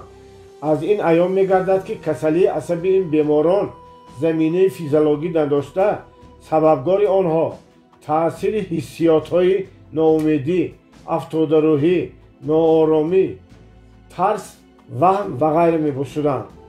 پلاتون گفته است که خطای کلان دکتران در آن است که جسم آدم را تبابت می‌کنند و بر روحش اعتباری نمی‌دهند. حالا که تن و جان یک واحد تام بوده از هم جدا وجود داشته نمی‌توانند. با علم طب 23 از وقت لازم شد که این حقیقت را درک نموید. ما اکنون نوانشاخه علم طب را که پسیکوماتیکا نام دارد رواج داده ایستادیم. این شاخه علم طب در یک وقت هم جسم و هم روح را همراه طبابت میکند. حالانکه این کار را کیها کردن لازم بود. طب بسیاری از بیماری های گذرنده و مثل نغزک، طاعون، تب لرزه که میلیون ها آدمان را خاک و آب کردند اساساً از بین بود. ولی طب هنوز قدرت ندارد که با بیماری های روحی و حسیاتی که برانگیزندگان آن هم میکروب های و هیجان و اضطراب، حزن، ترس، بخیلی، مایوسی و به آن هم مانند حالت ها می باشند غالب باید. شماره قربانی های بیماری شدت هیجان با سرعت می افزاید. از روی حساب دکتران از 10 نفر امریکایی 5 نفرشان یک قسم حیاتشان را در مؤسسه های طبابتی بیماری روحی عصبی می گذرانند. از 6 یک نفر جوانان ما که از هنگام جنگ دوم جهان بر عسکری دعوت شده بودند از سبب علتی عصب و روح به ارتش قبول نشدند. کسلی روحی چگونه پیدا می شود؟ به آن سوال کسی جوابی روشن و عمیق داده نمی تواند. ولی پوره امکان دارد که در بسیار موردها ترس و اضطراب می توانند باعث پیدایش آن گردند. شخصی ترس خورده و به اضطراب افتاده که دیگر قابلیت به دنیای واقعی مطابق شوی ندارد تمام علاقه های خود را از عالم اطراف کنده به عالم اندیشه های خود وارد می شود و به همین وسیله از تشویش و تهلکه خلاص خوردن می خواهد. هنگام این سطرها را می نویسم بالای میزم کتاب دکتر ادوارد پادولسکی تشویش بس آرام زندگی کنید می خوابد. انا به عنوان بعضی بابهای آن دقت دهید. تشویش به دل چگونه تاثیر می رساند؟ فشار بلند خون و علاقمندی آن به تشویش و هیجان. تشویش می تواند باعث تربات شود. به خاطر سالمی معده کم به هیجان بیاید. تشویش چگونه می تواند باعث زکام گردد؟ تشویش و غدودهای سپرشک، کسلی قند که به آن تشویش باعث گشته است و غیره. باز یک کتاب دیگر آدم بر ضد خود نیست به پرابلم های تشویش و هیجان بخشیده شده است. آن به قلم روانشناس معروف کارل مننگر تعلق دارد. کتاب مننگر یک کشفیات برجسته است درباره آنکه اگر به حسیات داده شویم به خود چقدر ضرر می‌آوریم. اگر شما خواهید که به خراب کردن عمرتان خاتمه گذارید این کتاب را بخرید، خوانید و از تفصیلاتش نزدیکانتان و دوستانتان را آگاه سازید. نرخ آن $4 است و این مفیدترین خرید شما در حیاتتان خواهد شد. اضطراب حتی خونسردترین آدمان را نیز میتواند گرفتار بیماری سازد. گنرال گرانت این را در انجام جنگ گرجدنی حس کرد. انا این خیلی حکایت میکنم. اتریاد گنرال لی کلوچ گرسنه مانده بود. با تدریج پاره پاره میشد. پالک‌های تام رو به گریز مینیودند. بعضی عسکران جمع آمده نمازگزاری تشکیل داده داد و فریاد میزدند و گریه و ناله میکردند. انجام کار نزدیک بود. عسکران لی در ریچموند انبارهای پخته و غله و کارخانه ها را آتش زده شبانه از شهر در گرداب آتش افتاده فرار نمودند. آرمی گراند حریفان را دنبالگیری میکرد و از هر جانب ضربه میزد. خود گراند از ضرب سردرد جانگوداز نیمکور شده از آرمیش خفا مانده شب را در خانه یک فرمر میگذراند. پایم را در آب شیرگرم حلدردار غوتانده مینویسد گراند در خاطرهایش. امید داشتم تا پگاهی به میشوم. صبح روز دیگر грант дар рафт шифо ёфт. вале ӯро нахарда, балки хабари хуше ки афсари савора расон табобат мекард. ӯ мактуби лиро ки дар он хоҳиши таслим шуданаш сабт ёфта буд овард. вақте ки афсар ба назди ман даромад, ҳанӯз сарам дард мекард, менависад ӯ. ҳангоме ки мактубро хондам, дар рафт сиҳат шудам. пурра аниқ аст ки ташвишу изтироб, шиддати асаб боиси сардардии грант шуда буданд. вақте аз ин ҳолати шадид раҳо гашт, дар худ бовар ҳосил кард ва аз муваффақияти ба даст овардааш шод гардид. ӯ ҳамон дам сиҳат ёфт. барои он ки бубинем ва бифаҳмем ки ташвишу ҳаяҷон одамро ба чӣ гирифтор месозад, ба китобхона ё бемористон рафтан шарт нест. аз тирезаи хонае ки нишаста ин китобро навишта истодам, нигаристан кифоя аст, то бубинам ки якеро ташвиш ба иллати асаб ва дигареро ба касали қанд гирифтор намудааст. вақте монтен, файласуфи маъруфи французро ҳокими шаҳри бордо интихоб намуданд, ӯ ба ҳамшиҳарояш рӯ оварда гуфт: ман розиам ки кори шуморо ба даст гирам, вале ба ҷигару шуш не. ташвиш метавонад боиси пайдошавии бемории тарбот ва илтиҳобҳои бандҳо гардад ва шахсро ягъун бистарӣ созад. доктор рассел сесил, профессори факултаи тибби университети Корнел, ки дар дунё машҳуртарин мутахассиси илтиҳоби банду буғумҳо артрит ба шумор меравад, 4 сабаби пайдоиши ин бемориро номбар мекунад. 1. шикасти ҳаёти оилавӣ. 2. фалокати молиявӣ ё ягон андӯҳ. 3. танҳоӣ ва изтироб. 4. дуру дароз маҳфуз доштани ранҷиш. маълум аст ки ин 4 ҳолати ҳаяҷоновар сабабгори асосии пайдоиши артрит нестанд. шаклҳои гуногуни артрит мавҷуданд ки сабабҳои пайдоиши онҳо мухталифанд, вале асосиҳои он овардаи доктор Сесил аз ҳама пандшудатаринҳост. масалан, вақте як рафиқи ман дар ҳолати нобоби молиявӣ монд, хати гази хонаашро буриданд ва бонк суратҳисобашро маҳкам кард, ҳамсарашро гирифт. ҳамсараш гирифтори дараҷаи вазнини артрит шуд ва то вақте ки ҳолати молиявии оила беҳ нагашт, бемории ӯ на аз табобат беҳ гашту, на аз парҳез. ташвиш метавонад боиси пӯсиши дандонҳо шавад. доктор Уильям макгонил ҳангоми суханрониаш дар ҷаласаи стоматологҳои амрико гуфта буд: ҳиссиёти ноҳинҷоре ки аз изтироб, маъюсӣ, тарс ва ғайраҳо пайдо мешавад, метавонад мувозинати калтсийро дар организм вайрон намуда боиси пӯсиши дандонҳо гардад. доктор макногил изҳор дошт ки як рафиқаш дандонҳои солиме доштааст, вале ҳангоме зани ӯ ногаҳон ба бемории сахт гирифтор мешавад, якбора дар даҳони ӯ 9 дандонаш пӯсида пайдо мегардад. сабабгори ин ташвишу ҳаяҷон аст. ташвиш ва бемориҳои ғадудҳои сипаршак. шумо ягон бор ба одами мемории ноаёни ғадудҳои сипаршак гирифтор шударо дучор шудаед ё не? онҳо меларзанд ва чунин шаклу намуд доранд ки гӯё навакак сахт тарсидаанд. дар чунин ашхос фаъолияти ғадудҳои сипаршак ки фаъолияти тамоми организмро танзим месозанд вайрон шудааст. дар чунин ҳолат кори дил тез мешавад ва одам меларзад. агар ин дуру дароз идома ёбад, ба марг мебарад, чунки дар ин ҳолат организм худсӯзӣ мекунад.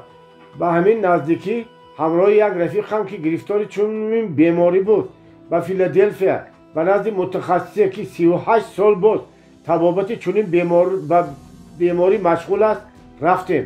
аввалин суоле ки ӯ ба рафиқи ман дод чунин буд: кадом ташвишу ҳаяҷон шуморо ба чунин ҳолат овардааст? инчунин ин мутахассис рафиқи моро огоҳ сохт ки агар ташвишу ҳаяҷонашро фурӯ нанишонад, мумкин аст ба бемории дил, захми меъда ё қанд гирифтор шавад همه این بیماری ها خیشان نزدیکند. گفت دکتری مشهور. او راست میگفت. آخر اساس همه آنها تشویش و هیجان است. تشویش باعث کاهش حسن و پیش از مهلت پیر شدن آدم میباشد.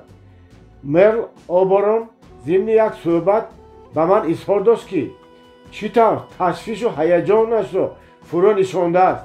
او میفهمید که تشویش و هیجان بهترین بایگری او را چون اکتریسا چهره زیبایش را برباد میدهد. وقتی بار یکم خواستم که در کینو نقش آفرم به خاطر میآورد مرل آبارون من در تشویش هراس بودم. آن وقت نوکر از هندوستان آمده در لندن کسی را نمیشناختم. نزد من چند کارگردان رفتم ولی کسی از آنها به من نقشی را تکلیف نکردند. مبلغ کمی که در اختیار داشتم به تدریج تمام میشد. در 2 هفته آخر خوراکم از کلچه خشک و آب عبارت بود. اکنون من نه تنها تشویش و اضطراب میکشیدم بلکه گرسنه هم میموندم. خود به خود گفتم ابله ممکن که تو را عموما به نقش دعوت نکنم. تجربه کن نداری. یگانه بایگریت چهره زیباست ولی این هم ممکن کم باشد. باری به نزد آینه آمده دیدم که تشویش و هیجان در چهره من چی نقشی بدی گذاشته است. به دهشت افتادم. آژنگ ها را دیدم که چهره پرتهلکه مرا علکه پیچانیده گرفته بودند. آن وقت قطعیاً به خود فرمودم تو باید حتما به این خاتمه گذاری. تو حقوقی به تشویش و هیجان افتادن را نداری. یگانه بایگریت حسن است و آن را برباد داده ایستادی. یگان چیزی دیگر چون هیجان و اضطراب نمیتواند زنان را اینقدر تیز پیر و بدخشم سازد. اضطراب چهره های آنها را نافارم میکند. او ما را مجبور میسازد که جاغ خود را مدام فشرده موشک های روی را کشیده نگاه داریم و از این آژنگ پیدا میشود. اضطراب چهره ها را ترش و آدم را دلگرفت میسازد. از اضطراب موی سر سفید سر کل میشود. از اضطراب پوستی رو خشک و شخشول و بیزیب شده در آن آبیله های فساددار پیدا میگردند. اضطراب و دل. کسلی دل در امریکا قاتلی رقم 1 به شمار میرود. در سالهای جنگ دوم جهان 3 میلیون مردان در میدان نبرد هلاک شدند ولی این وقت 2 میلیون آدمان در جنگ اشتراک نداشته از کسلی دل وفات نمودند که 1 میلیون آنها را سبب بیماری دل تشویش و حیات شدتناک بود.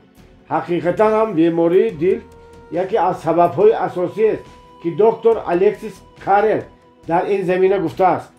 آدمانی که با تشویش و هیجان مبارزه برده نمیتوانند در جوانیشان وفات میکنند. زنگی‌های جنوبی ایالات متحده امریکا مردم چین با کسلی دل که سببش اضطراب است خیلی کم گرفتار میشوند. سبب آن است آنها به حادثه و واقعه‌های حیات خیلی آرامانه مینگرند. دکتران نسبت به کشاورزان 20 مراتب زیادتر به بیماری‌های دل گرفتار میشوند چون که کار آنها بیشتر هیجان آور است. خدا گناه‌های ما را میبخشد گفته است ویلیام جیمز. اما سیستم مرکزی عصب نه. ما یک فکت عجایب داریم. هر سال شماره امریکایی‌هایی که خودکشی میکنند از آنهایی که از 5 بیماری شدیدترین گذرانده میافزاید. برای چی؟ جواب این سوال یک است. از تشویش و هیجان. وقتی سرفرماندهی حربی چین اسیران خود را مشقت میداد دست و پایشان را بسته زیر ظرف پر آب میماند که از آن به سرشان شب و روزانه چکره آب میچکید. رفته از ضربه این چکره ها از ضربه بلغه هم وزنی‌تر مینمود و اسیران را دیوانه میکرد.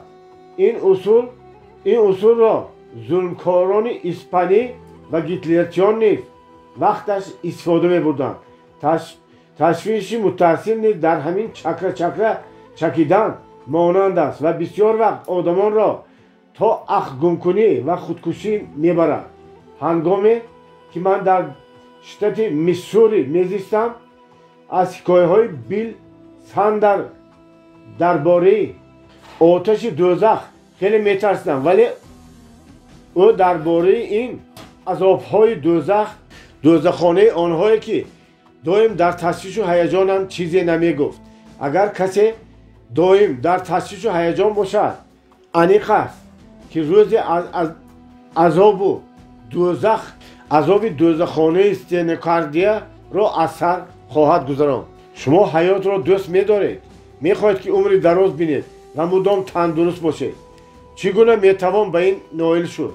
ман боз суханони Алексис Каррерро меорам. ӯ гуфтааст, онҳое ки дар муҳити пур аз даву ғеч ва пур аз моҷарои шаҳри ороми худро аз даст медиҳанд, ба касалиҳои асаб хеле кам гирифтор мешаванд. оё шумо муқтадиред ки дар муҳити пур даву ғеч худро ором нигоҳ доред? агар одами мукаммал бошед, ҷавоб мегӯед ки ҳа, бисёриамон нисбат ба оне ки ба назарамон менамояд зӯртарем, хеле зӯртарем. ҳар кадоми мо нерӯи дохилӣ дорем ки бо кӯмаки он хеле кам муроҷиат мекунем. ҳамчунон ки Генри Туро дар китоби ҷовидонаи худ Уолден гуфтааст, ман ягон ҳолати илҳомбахштаринро нисбати оне ки одам боақлона ҷониби мақсадҳои олӣ ҷаҳд мекунад надидаам. агар ҳар кадоми мо қотиона ҷониби амали орзуҳои худ қадам занем ва баҳри беҳбудиҳои ҳаёт ҷидду ҷаҳд намоем, ҳатман ба муваффақият моил мегардем. аниқу возеҳ аст ки бисёрии шумо ба мисли Олга Чарви қуввати муқовимати дохилиро дороед. диққатед, ӯ чӣ менависад? 8 сол пеш ман ба марг маҳкум шуда будам. марги тадриҷӣ хеле азиятнок аз саратон. беҳтарин духтурони қаламрав бародарон меҳо ин ҳукмро тасдиқ намуда буданд. дар лаби ҷар будам. чуқурии бетагӣ маро ҷониби худ мехонд, вале ҷавон будам ва мурдан намехостам. дар як ҳолати наумедӣ ба духтури табобатиам Макферн ва Келлог сим зада тамоми дарду аламамро бо оби чашм изҳор доштам. ӯ маро босаброна гӯш карду сипас гуфт, ба ту чӣ шуд, Олга? чӣ қобилият надорӣ ки мубориза барӣ? ҳамин хел гиристан гирӣ, албатта мемурӣ. дуруст аст ки ба ҳолати баде гирифтор шудаӣ, вале мубориза бар. сараввал ташвишу изтиробро хотима гузошта, баъд илоҷ бояд ҷустан. ана аз ҳамон лаҳза сар карда қавл додам ки барои наҷотам тамоми қувваи дохилии худро истифода мекунам. ҳеҷ гоҳ ба ҳаяҷон намеоям, намегирям, ғолиб меоям ва зинда мемонам. муддати муқаррарии қабули нурҳои рентгенӣ одатан ҳар рӯзи 10.5 дақиқа тӯли рӯз аст. ман бошам 49 рӯз 14.5 дақиқагӣ нур қабул менамудам. баданам пӯсту устухон шуда буд. пойҳоям сурбрехтагӣ бар ин вазнин гаштанд, вале худро маҷбур мекардам ки ба изтироб наоям. ягон бор нагиристам, механдидам. худро маҷбур мекардам ки бихандам. ман он қадар нодон нестам ки ақида дошта бошам бо ханда саратонро табобат кардан мумкин аст. вале ҳақиқатан бовар дорам ки вақти хуш шуд димоғи чоқ ба организм кӯмак мерасондааст ки ба муқобили ҳар гуна бемориҳо мубориза барад. ба ҳар ҳол ба ин сеҳр ман аз саратон табобат ёфтам. ба ҳамин ин ман аз духтур Макафери ки гуфта буд ташвишу изтиробро бас карда баъд ягон илоҷ ҷустан лозим. хеле миннатдорам. ин бобро ба охир расонда истода суханони Алексис Каррерро боз такрор мекунам. одамоне ки ба ташвишу ҳаяҷон мубориза бурда наметавонанд, ҷавон мемуранд. اینро نباید فراموش کرد. خلاصه قاعده یک: اگر خواهید که از تشویش و هیجان خلاص شوید، به نصیحت ویلیام آسلر گوش اندازید. در داخل همین روز زندگی کنید. از صبح تا وقت خواب آرام باشید. قاعده دو: اگر بدبختی شما را به کنجک تیله دهد، از توصیه های سحرناک ویلیس کریر استفاده برید. از خود بپرسید: اگر پرابلم خود را حل نکنم، حالتی از این بدتر کدام ها بودم؟ خیالان خود را به حالتی از این بدتر آماده سازید. کوشش کنید که آرام علاجش را یابید. برای بهبودی وضعیتی که خیالان تن دادید. قاعده 3: ضرری را که تشویش و هیجان به شما میرساند از خاطر فراموش نکنید. آدمانی که با تشویش و هیجان مبارزه برده نمیتوانند جوان میمونند. قسم دوم: متدهای اساسی تحلیل تشویش و اضطراب. باب 4: پرابلم های تشویش و اضطراب را چگونه تحلیل و حل کردن ممکن است. توصیه های سحرناک ویلیس که در قسم اول باب 4 این کتاب دیده برآمدیم، آیا می توانند که همه پرابلم های تشویش و اضطراب را حل نمایند؟ البته نه. ما باید به آن آماده باشیم که به نمودهای مختلف تشویش و اضطراب استادگی کنیم. برای این لازم است که 3 مرحله تشویش را آموزیم. مرحله یکم: معلومات جمع آوردن. برای چی مهم است که ما در اختیار خود باید معلومات داشته باشیم. اگر در اختیار خود معلومات نداشته باشیم، حتی کوشش هم کرده نمیتوانیم که با عقلانه به حل اون پرابلم ها آغاز نماییم. معلومات نداشته باشیم، ما فقط به واهمه افتاده بیهوده دست و پا میزنیم. این فکر من نه. عقیده مرحوم گربرت هاکس که 22 سال دکان اونیورسیته کلمبیا بود میباشد. او به زیاده از 200,000 دانشجویان کمک کرده است که از تشویش و اضطراب ها رها یابند. هاکس به من چنین گفته بود: نصف تشویش و اضطراب دنیا از آن سر می شود که هنوز فقط جمع نآورده در نیت حل اون پرابلم ها می شود. او چنین اظهار کرده است: اگر در نزد من مسئله که باید هفته آینده روز سه‌شنبه حل کرده شود ایستاده باشد، تا آن روز فرا نرسد یگان قرار قبول نمی کنم، بلکه تا آن روز به جمع آوردن معلومات مشغول می شوم. به هیجان نمی آیم، به واهمه هم نمی افتم، خوابم را گم نمی کنم، تمام نیرویم را به یک مرکز جمع آوردن معلومات روانه می سازم. طوری عمل می کنم که تا آن روز در اختیار من همه معلومات ضروری موجود باشد و پرابلم خود از خود حل می گردد. از خاک پرسیدم که آیا این معنای از تشویش و هیجان پره رها شدن را دارد؟ بله، جواب داد او. با دل پر می توانم اظهار سازم حیات من از تشویش و اضطراب پره رها یافته است. من فهمیدم که اگر آدم سر وقت امکانیت خود را به جمع آوردن فکت ها صرف نماید، این عمل را ابیکتیوانه و متصل اجرا کند، تشویش و اضطراب باش در زیر این نور معرفت تو دانشش خود از خود غیب میزند. اجازت فرمایید من این سخنان را تکرار کنم. اگر آدم سر وقت امکانیت خود را به جمع آوردن فکت ها صرف نماید، این عمل را ابیکتیوانه و متصل اجرا کند، تشویش و اضطرابش در زیر این نور معرفت دانشش خود از خود غیب میزند. اما اکثریت ما چنین رفتار نمی کنیم. یک ذره هم قوه صرف نمی کنیم که با فکت ها آشنا گردیم. توماس ادیسون هم تماما جدی قید کرده است: آدم به هر کار قادر است، فقط هیچ خواهش ندارد که عقلش را کار فرماید. اگر ما برای جمع آوردن معلومات قوه هم صرف کنیم و کمک سری وقت از پشت آن چیزهای میگردیم که الکی میدانیم، تمایل فکت های боқимондаро ба назар гирифтан надорем. моро он фактҳое қаноат мекунонанд ки дар гузашта аз онҳо огоҳӣ доштем. амалиётҳоямонро дуруст маънидод месозад ва хоҳишамон ба хоҳишамон муваффақ аст. тавре Андре Моруа гуфтааст, ҳар чизе ки ба хоҳишамон мувофиқ аст ба мо дуруст менамояд.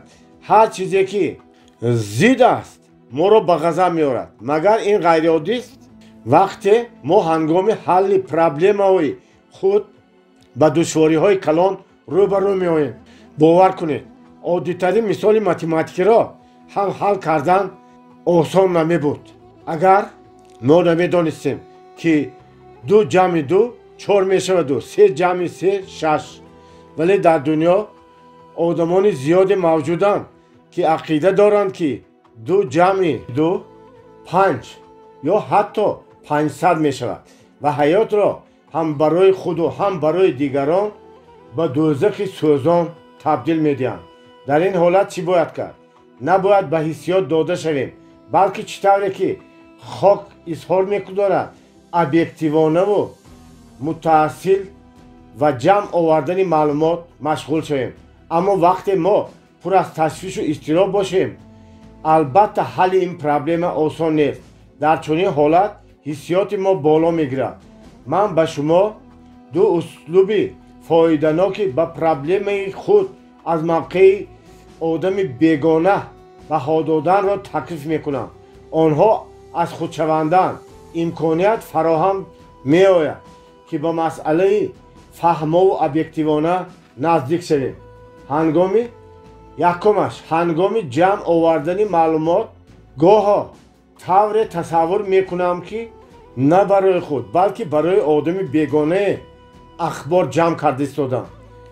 ин имкон медиҳад ки ҳиссиётро дур афканему бештар объективӣ бошем. барои ошкор намудани фактҳои ба ман дахлдор гоҳо худро ҳуқуқшинос тасаввур мекунам ва аз ҷониби мухолиф сухан мегӯям. кӯшиш мекунам маълумоте ҷамъ оварам ки баръакси хоҳишам ва ба муқобили ман бошад. сипас агар гап дар бораи як масъала бошад, ҳамаи тарафдор ва муқобилҳоро менависам. онҳоро омӯхта ман ба хулоса меоям ки ҳақиқат дар мобайни ин нуқтаҳои ба ҳам муқобил воқеъ аст. мақсад чист? гуфтаниам ки на ман, на Эйнштейн ва на суди олии штатҳои муттаҳидаи Америка қобилият надорем ки пешакӣ ба фактҳо шинос нашуда хулосабарорӣ кунем. томас Эдисон инро медонист. баъди маргаш 2500 дафтарчаи ӯро ёфтанд ки пур аз маълумот ва проблемаҳои дучоромадааш буданд. қоидаи аввал маълумот ҷамъ оваред. дар ин бобат аз хок ибрат гиред. ягон проблеми худро пешакӣ мутаассил ва объективона факт ҷамъ наоварда ҳал карданӣ нашавед. қоидаи дуюм таҳлил ва мулоҳизаҳои маълумот. агар мо тамоми фактҳои ҷолиби диққати дунёро ҷамъ оварем вале онҳоро таҳлил насозем, чӯ дар бораашон мулоҳиза накунем, ягон фоидае надорад. дар асоси таҷрибаи талхи ҳаёт ман кайҳо фаҳмидам ки таҳлили фактҳо ҳамон вақт осону фоиданок аст ки онро менависем. ҳақиқатан ҳам дар варақ дарҷ кардани фактҳо ва аниқ тасаввур намудани проблемаҳо бисёр вақт ба боиси ҳалли оқилонаи онҳо мегардад. тавре Чарлз Кеттеринг гуфтааст, хуб тасвир кардани проблема нисфи ҳалли он аст. ба ман иҷозат диҳед нишон диҳам ки ин усулро чӣ тавр амалӣ кардан мумкин аст. фитоиҳо мегӯянд ки як тасвир 10,000 сухан дорад. тахминан мисли оне ки ман нишон медиҳам як одам чӣ кор кард. биёед воқеаро ки ба Гейлен Личфилд рӯй дод дида бароем. чандин сол аст ки ман ин одамро мешиносам. ӯ яке аз соҳибкорони бо равнақи америкоӣ дар шарқи дур ба шумор меравад. ҷаноби Личфилд соли 1942 вақте японҳо Шанхайро муҳосира карда буданд, дар Хитой кор мекард. این واقعه در آنجا روی داده بود. وقتی یاپن‌ها پرل هاربر را اشغال نمودند، حکایه کرد او، گروه به شانگهای داخل شدن گرفتند. من راهبری اداره سقورتی آسیایی در شانگهای بودم و پیش ما لیکویداتوری حربی را فرستادم که رتبه ادمیرالی را داشت.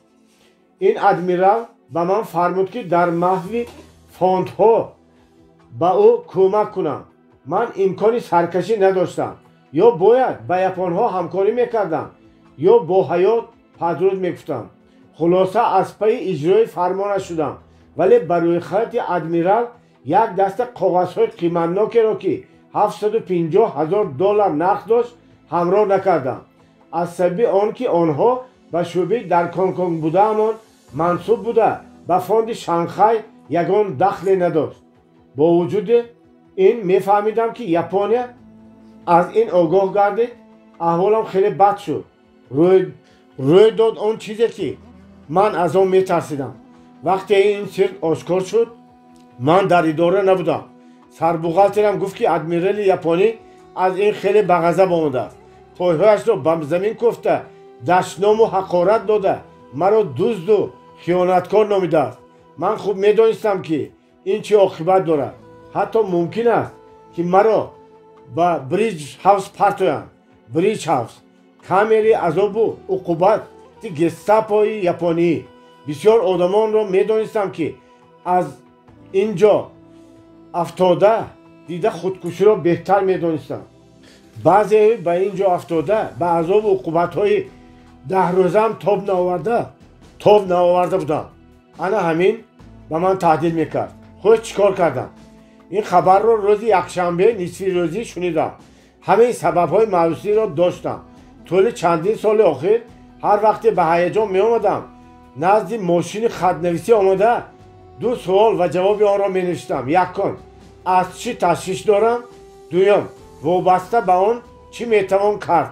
وقتهای اول فقط سوال می دادم و جوابهای آن را نمی نوشتم، ولی حالا این عقیده‌ام را تغییر دادم.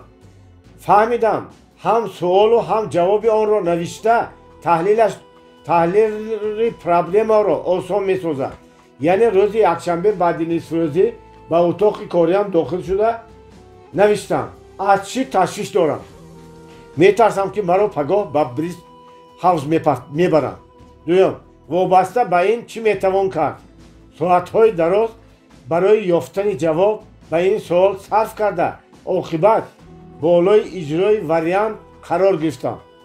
من می توانم همه این را به ادمیرال ژاپنی فهمانم، ولی او زبان انگلیسی را نمی داند. اگر من به ترجمان مراجعت نمایم شاید او بیشتر به غضب بیاید. غضب او می تواند باعث مرگ من شود. ادمیرال باید بسیار سنگدل است. از دشواری گفتگو دیده به بریج هاوس پرتافتنم را آسانتر می شمارد. ب فرار، ولی آنها دائما از خفای من نظارت می کنند. حتی در کجا بودنم را نیز دائم با خبر داده می ایستادم. هنگامی فرار دستگیر کنم به شبهه می پرانم و می توانم از کلبه‌ام بیرون نبرم، به کارخانه نروم. اگر این خیلی رفتار نمایم ادمیرال را شبهه پیدا می شود. در این حالت ادمیرال عسکر می فرستد و آنها به یگان شک و شبهه مرا به بریج هاوس می پرتویند. در این صورت من نمی توانم برای خود سفیدکنی یگان حرف بگویم. روز دوشنبه چون مقرره سحری بر وقت به کار رفتن امکان دارد ادمیرال ژاپنی خیلی بند باشد و من حتی به خاطرش هم نایم. به خاطرش بیاید هم ممکن الکه غضبش پس شده باشد و مرا به حال خود گذارد. در این حالت حتی ممکن است به او چیزی را فهماندن هم ممکن باشد. ممکن از عذاب رها یابم. وقتی تمام وضعیت را تحلیل نمودم و ملاحظه راندم، چهارمش پونکت گ را قبول نمودم و خود از خود سبکی حس کردم. روزی دیگر وقتی به کار خانه آمدم دیدم که ادمیرال سیگار در دهانش در اتاق کاری من نشسته است. او دور و دراز به چهره من چشم دوخت ولی چیزی نگفت. شکر خدا بعد چند او به توکیو رفت و تشویش و عذاب من бо ҳамин хотима ёфт. ана ҳамин тавр ман ҳаёти худро тавассути он тамоми имконоти худро таҳлил ва мулоҳиза намудам, наҷот додам. ин имконият дод ки ман оромона қарор қабул намоям. агар ба воҳима афтода дудила мешудам, шояд нодуруст рафтор менамудам. ба ғайр аз ин тамоми муддати интизореам бо худхӯрӣ мегузашт. он гоҳ дуруст хобам намебурд ва пагоҳӣ шояд адмирал дар чеҳраам ташвишу ҳаяҷонро пай бурда ба шубҳа меафтод. таҷрибаи ҳаёт маро бовар кунондааст ки ба як қарори муайян омадан хеле фоиданок аст. нақшаи муайяни кору амал надоштан одамро ба иллати асаб гирифтор ва ҳаёташро ба дӯзах табдил медиҳад. ба ман чунин менамояд ки вақте ки қарори пухтаву аниқ қабул мекунам, 50% ташвишу изтиробам фуро мешинонам. бо 40% дигари он ҳангоме ки ба иҷрои қарорам мепардозам, худ ба худ ғайб мезанад. ҳамин тариқ ман 90% изтиробамро фуро мешинонам.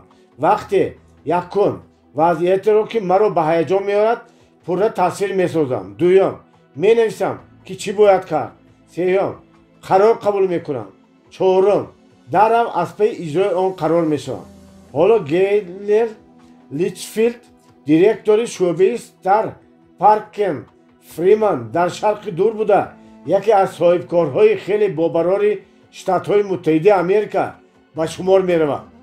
ӯ ба ман низ изҳор дошт ки ба тамоми муваффақиятҳо зимни усули таҳлили проблемаҳою ташвишҳо ба зайли дар боло тасвирёфта ноил гаштааст. қоидаи саввум амал кардан сабаби муваффақияти усули личфилд дар чист? он бояд бо амалиёт ноки мушаххасӣ инчунин ба асли мақсад нигаронда шуданаш фарқ мекунад. аз ин рӯ тамоми ин гуфтаҳои болоро ҷамъбаст намуда қоидаи саввумро ба саҳматон мерасонам ки он амал кардан ном дорад. агар шумо факту ахбор ҷамъ намоед, онро таҳлилу мулоҳиза намоед, вале амал накунед, ин ба мисли онест ки ба зарфи сурох моеъ мерезед. дар ин маврид тамоми қувваву нерӯи шумо беҳуда сарф мешавад. уильям ҷейс гуфтааст, вақте қарор қабул ва иҷрои он оғоз ёфтааст, дигар дар бораи масъулияти он ягон андеша накарда, дар бораи натиҷааш чора бинед. ӯ бо ин гапаш гуфтан мехост, хуб мулоҳиза намуда қарор ки қабул кардед, аз паи иҷрояш равед. дар нисфи роҳ истода қарор қабул кардаатонро дигар накунед. аз нақшаи кашида бар нагардед, ба шубҳа роҳ надиҳед, ба қафо нанигаред. боре аз уайт филипс, яке аз сарварони дастгоҳи нафтии Оклахома пурсидам ки ӯ нақшаҳояшро чӣ тавр амалӣ месозад. ҷавоб дод, ман гумон мекунам ки болои проблемаҳо имо дуру дароз андеша намудан метавонад боиси ташвишу саргаранг шудан гардад. ҳолате мешавад ки дуру дароз таҳлилу мулоҳиза намудан ни амалиётро зарарнок мегардонад. боз ҳолатҳое ҳастанд ки даррав қарор қабул намуда амал кардан лозим мегардад. дигар ба қафо набояд нигарист. ҳамин тавр ки бошад, чаро мо ҳангоми ҳалли ин ё он проблема хеле ба ташвишу ҳаяҷон омада усули гейлен лич филдро истифода намебарем. онро як бори дигар такрор мекунам. саволи номери 1, аз чӣ ташвиш дорам? саволи номери 2, чӣ метавон кард? саволи рақами 3, чӣ ниятҳо дорам бобати ҳалли ин проблема? саволи рақами 4, кай нияти иҷрои нақшаамро дорам? боби 50% ташвишеро ки дар кор пайдо мешавад чӣ гуна барҳам задан мумкин аст. агар шумо одами корсозу кордон бошед, пурра аниқ аст ки сарлавҳаи болоро хонда худ ба худ мегӯед. ин гап маъно надорад. ба кори худ ман 19 сол боз машғулам ва ягон кас از من بهتر نمی‌داند که به کدام سوال چگونه جواب است. اندیشه آن که کدام کسی دیگر به من کمک می‌رساند که غم و تشویش‌های کاریم را 50% کم کند نادرست است. این شبهه پرره درست است. چند سال پیش اگر چنین سرلوحه را مطالعه می‌کردم من هم شاید چنین اندیشه می‌نمودم. این سرلوحه حقیقتاً هم وعده بهت کلام می‌کند و دهان کلانی در بسیار موردها منفعتی کم دارد. راستش را گویم امکان دارد من در بابت 50% کم کردن تشویش کاریتان کمک رسانده نتوانم. این از خودتان وابستگی دارد. من فقط به شما میفهمانم، راهنمایی میکنم، نشان میدیم که دیگران این کار را چطور اجرا کردند. باقی ماندهش در دست خودتان. به خاطر دارید که در صحیفه های پیشینه کتاب من گفته های الکسیس کارلر را هر آدمی که به تشویش و هیجان مبارزه بردن نمیتواند جوان میمورد را اقتباس آورده بودم. به آن که تشویش و هیجان چیز بسیار خطرناک است باید شما راضی باشید. در این حالت این را فهمانده من میتوانم 10% حسیات مشغوش را از شما دور کنم. همین طور است؟ خوب که باشد. حالا من به شما از راهبر حکایت میکنم که نه تنها 50% تشویشش را پشت سر نمود بلکه 70% آن وقتی را که صرف مجلس ها می نمود صرفه کرد. در اینجا هرگز من نیت ندارم درباره کیم کدام جنابی جان یا مرد که من او را میشناختم حکایت نمایم، بلکه سخن از آدم واقعی، یکی از مؤسسان و دیرکتوران چاپخانه کلانتری شتات‌های متحده امریکا سایمون شوستر لیون شیمکین می رود. لیون شیمکین چنین حکایت می نمود. طول 15 سال دراز هر روز قریب نصف روز را صرف مجلس ها می کردیم. می نشستیم بحث می کردیم و محاکمه می راندیم. معاینه آب می ساختیم که این طور کردن در کار نه عاقبت تارهای عصبهایمان ترنگ می شدند. کرسی های زیری باری وزنین جسمهایمان به نالش می دراندند. از جا می خستیم، پیش و قفا قدم می زدیم، بحث و جنجال می کردیم، سرخ و کبود می شدیم، ولی از مشکلات هیچ رها شده نمی توانستیم. تا شب همه از پا می زدیم. یگان خرسندی نداشت این زندگی ما. طوری گفتم 15 سال به همین احوال گذشت و باری هم به گوشه خاطرم نمی آوردیم که این که اصول دیگری نیست بهتری وجود دارد. اگر همان وقت کسی به من می گفت که تدبیر وجود دارد و از 4-3 حصه وقت خود را صرف و از 4-3 حصه شدت هیجان را پس می سازد او را خیال پرست و کابینتی می نامدم.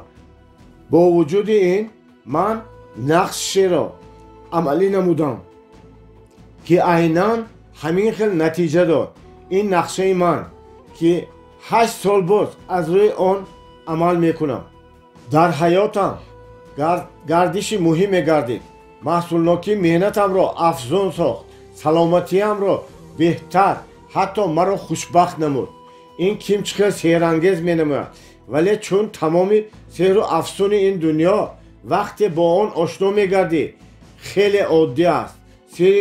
سر این اصول چنین است: پیش از همه ترتیب گذراندنی مجلس ها را تغییر دادم. اول مجلسی از شرح مفصل نقص و کمبودی ها آغاز می‌یافت و به سخن با آن خاتمه می‌یافت که چی باید کرد. من قاعده نوی محاکمه مسئله های کاری را جاری کردم. اگر یگان خادم می‌خواست که پرابلمی را به محاکمه گذارد، از او طلب کرده میشد به 4 سوال جواب تیار کند. سوال یکم: پرابلم از چی عبارت است؟ پیش 1-2 ساعتی ما برای آن صرف میشد که پرابلم از چی عبارت است. بحث و مناظره میکردیم، گلوهایمان میگرفت، ولی کسی خود را غم دادن نمیخواست که پرابلم مشخص از چی عبارت است. دوم، پرابلم از چی سر زده است. وقتی من به قفا به کار و عمل گذشته امان مینگرم، از ساعتهای در مجلس ها بیهوده صرف کرده ایستاده افسوس میخورم و به واهمه میافتم. سوال 3: کدام امکانیت های حل پرابلم وجود دارد؟ وقت های پیش هر آدم یک اصول حل پرابلم را پیشنهاد میکرد. دومی با او بحث میپرداخت. با این وسیله بسیاری وقت از اصل مسئله پرابلم دور میشدیم. یگان کس خود را از عذاب داده حل پرابلم را نمی نوشت. سوال 4: شما کدام راه حل پرابلم را پیشنهاد میکنید؟ شخصی که این یا آن راه حل چی پرابلم را پیشنهاد کند باید مشخص نویسد. من چنین اصول را پیشنهاد میکنم. الحال خادمان ما اوید حل پرابلم های خود به من خیلی پیشتر مراجعت میکنند. برای چی؟ چون که آنها فهمیدند که برای به این 4 سوال پیشنهاد شده جواب یافتن باید معلومات جمع آورند و پرابلم را تحلیل کنند. اکنون از 4 در 3 حالت آنها را دیگر به مصلحت من احتیاج نمیماند. قرار درست اکنون خود از خود چون نان از تنور پیدا می شود. حتی در آن حالت هایی که مشورت لازم می شود وقت خیلی کم صرف می گردد، چون که محاکمه رانی ها از روی منطق صورت می گیرد و ما قرارهای با عقلانه قبول می کنیم.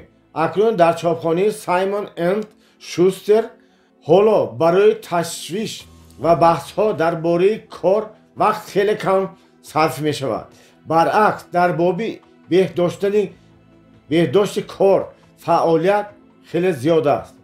دوست من فرانک بتچر یکی از خادمان شرکت سوغورتایی شتات‌های متحده امریکا در بابت آن که چطور از تشویش و اضطراب رها یافت و در یک وقت درآمدش را 2 برابر افزون نمود چنین حکایه کرد. چندین سالهای پیش میگوید وقتی به صفت خادم سوغورتا کار میکردم به این مشغولیت یگان شوق و رغبت نداشتم. باز واقعه روی داد که بعد آن قریب بود کار را بس کنم و حقیقتا هم کار را بس میکردم. اگر یک پگاهی به سرم فکر نمی آمد که بنشینم و سببهای تشویش و اضطرابم را تحلیل نمایم. یکم پیش از همه از خود پرسیدم خود پرابلم از چی عبارت است؟ پرابلم از آن عبارت است که من بساطها در سر میخلانم ولی درآمدم خیلی کم است. برای من فروختن شرح اعلامیه آنقدر دشواری نداشت، ولی وقتی برای سوغورتا شرطنامه بستن لازم می آمد کار دشوار می شد. مزاجم بسیاری وقت به من می گفتند در بابت تکلیف شما من فکر می کنم جناب بیتچر دیرتر خبر بگیرید. مرا باشد باز وقت صرف کرده به نزد این مزاجم آمدن مایوس و عصبی می کرد. دویم از خود پرسیدم چگونه امکانیت حل پرابلم وجود دارد؟ برای به این سوال جواب یافتن فکت ها را آموختن لازم آمد. من کتاب به قیدگیری خود را در 12 ماه آخر کشاده رقم ها را آموخته کشفیات عجایبی کردم. معلوم و خوانا نوشته شده بود که 70% مزاجان من آنهایی بودند که در خود تشریف اول شرطنامه می‌بستند.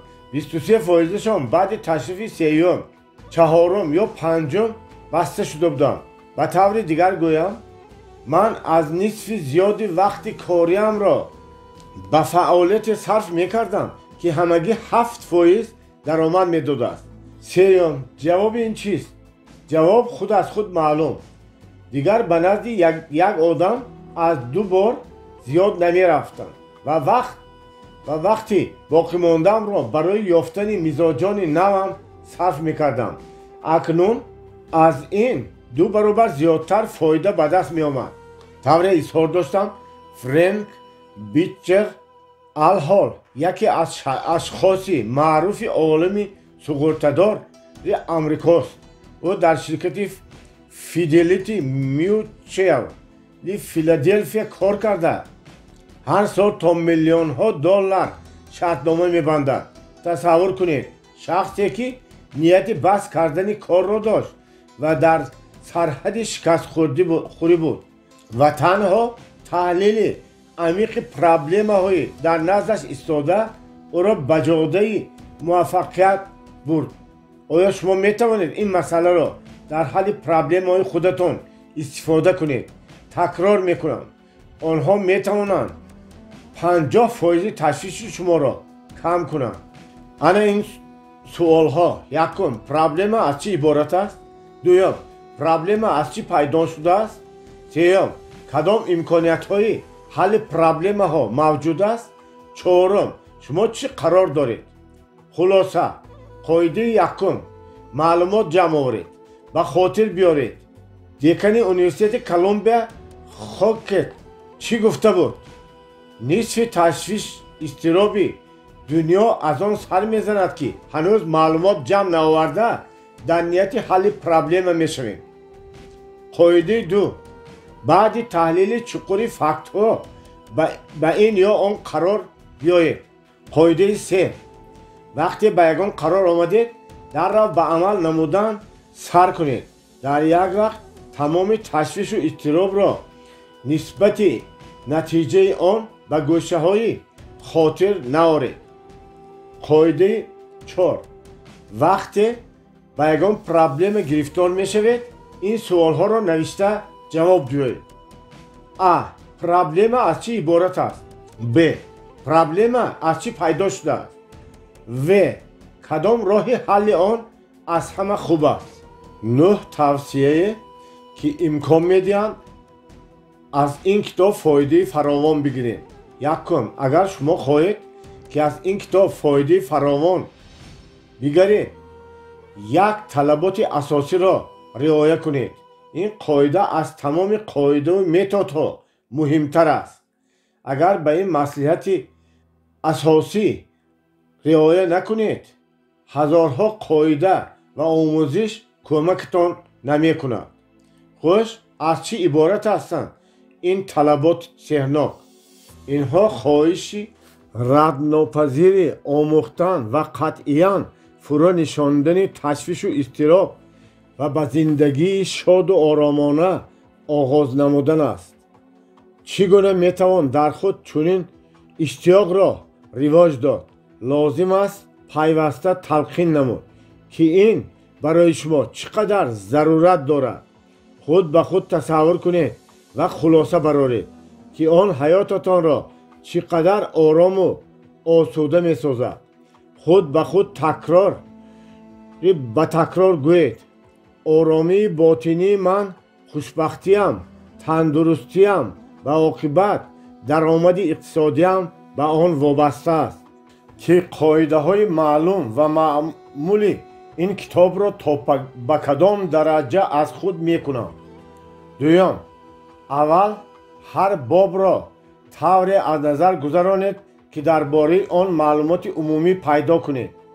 ممکن است در شما خواهشی در رو به باب نو گذاشتن پیدا شود. این کار را نکنید.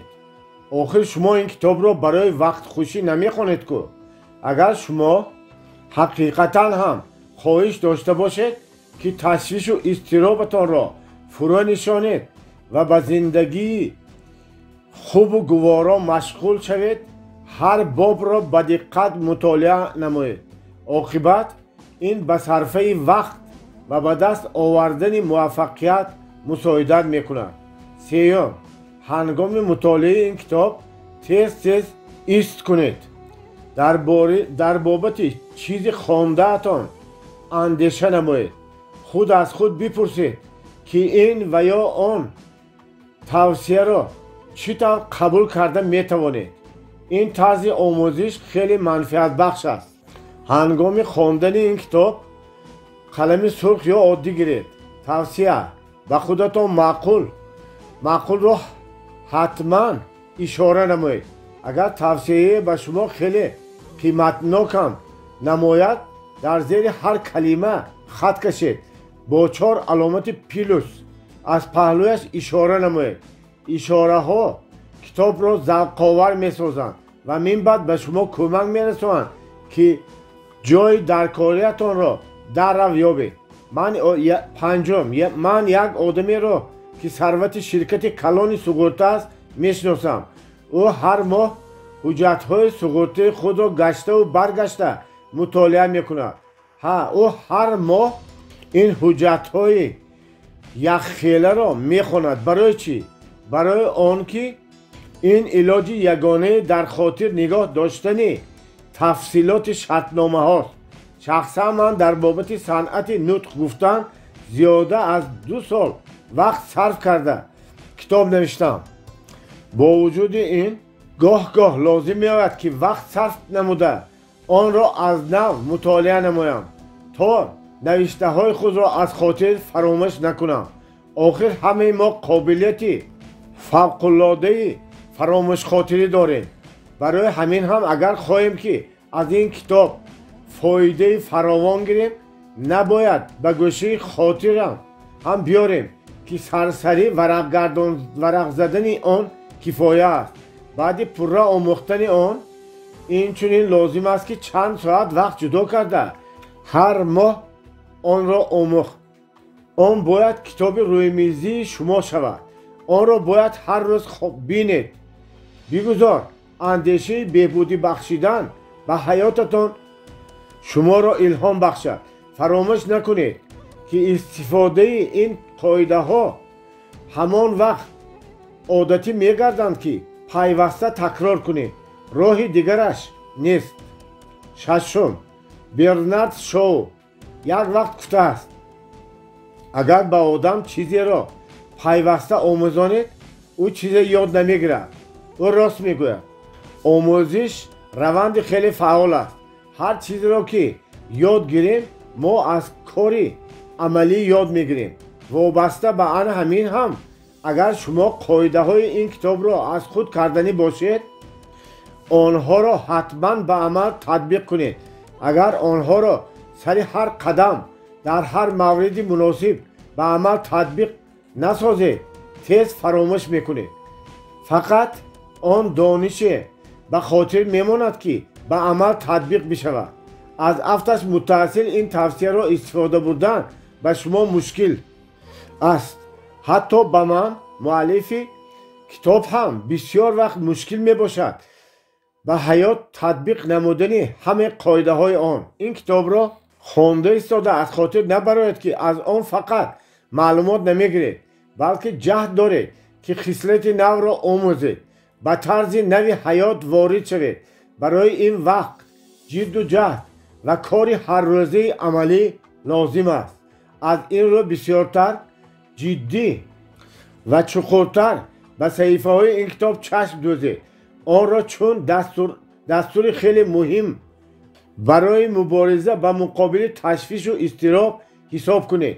وقتی به یگان حالت مرکب دچار می‌آیید و واهمه نافتید لاقیدانه عمل نکنید. خوبش به این کتاب مراجعت کنید. جایهای اشاره کرده‌تان را از نو مطالعه نمایید. وقتی این قاعده نو را از خود می نمایید ناگهان می بینید که در حیاتتان چه تغییرات های سحرناک روی می دهند. 7. با همسرتان شرط بندید که وقتی که یگان قاعده آن را ویران می کنید $1 می دهید. احتیاط کنید که مفلس نشوید. 8. صحیفه کتاب را گشایید و خوانید که بانکیر خویل و بن فرانکلین پیر چطور خطاهای خود را اصلاح کردند.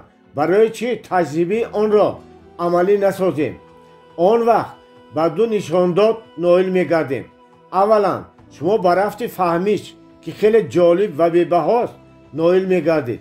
دوم قابلیت پیدا میکنید که تشویش و اضطراب را فرو نشانید. 9. روزنامه ترتیب دهید و در آن موفقیت های در این بابت به دست آورده‌تان را نویسید. نام ها، تاریخ روز و همه این نتیجه گیری ها را با ترتیب قید کنید. чунин навиштаҷот шуморо ба илҳом меорад, махсусан вақте ки баъди гузаштани чандин солҳо онро меёбед. хулоса, якум, дар замири худ хоҳиши чуқурӣ ва раднопазирӣ аз худ сохтани принсипҳои барҳамзании ташвишу изтиробро пайдо кунонед. дуюм, ҳар як боби китобро ду бор мутолиа намуда сипас ба боби дигар гузоред. сеюм, ҳангоми омӯзиш тез таваққуф намуда аз худ бипурсед, ки ин ё он тавсияро чӣ тавр ба амал татбиқ намудан мумкин аст.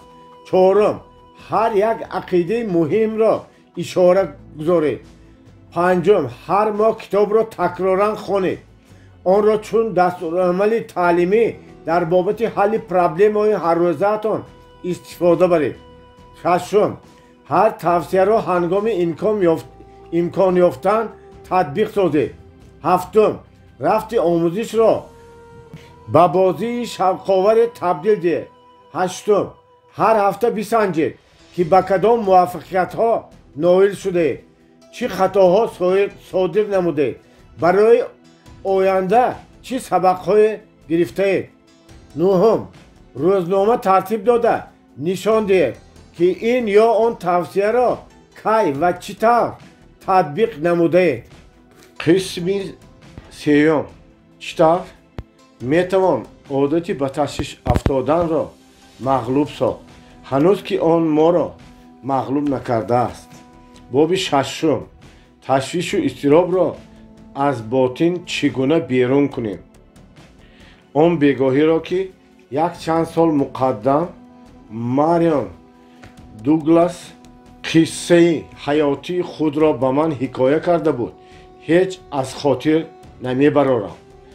ӯ аъзои курси мо буд. воқеан бо сабаби он ки худи ӯ илтимос намудааст, номи ҳақиқии ӯро дарҷ намесозам. инак қиссаи ӯ Марион Дуглас ҳикоя кард, ки дар оилаи онҳо яку якбора ду ҳодисаи даҳшатнок рӯй додааст. аввал духтарчаи 5 солаашон аз дунё рафт. рости гап ӯ ва ҳамсараш ҳеҷ гумон надоштанд ки баъди ин фоҷиа боз зинда мемонанд. 9 моҳ баъд ҳикоя кард ӯ ба ман, худо ба мо боз духтарча дод, вале он 5 рӯз умр диду фавтид. ин ду даҳшатамро маро аз по афтонд, хурду хобамро аз даст додам, асабҳоям мудом таранг буданд. дигар ба ҳаёт дилгармие надоштам. ба духторҳо муроҷиат намудам. яке аз онҳо дорӯи оромкунандаи асабро тавсия доду дигаре насиҳат дод ки сафар намоям, вале ҳардуи ин ҳам фоидае намебахшид. дар ҳолате гирифтор будам ки гӯё дар ҳалқаи гирифтораму он аз аҳли лаҳза ба лаҳза танг гашта сахттар фишор медиҳад. худоро шукр, боз як писарчаи 4 сола доштам, ки маҳз кӯмакрасонидани бо кӯмаки ҳамон писарчаам душвориам осон гардид.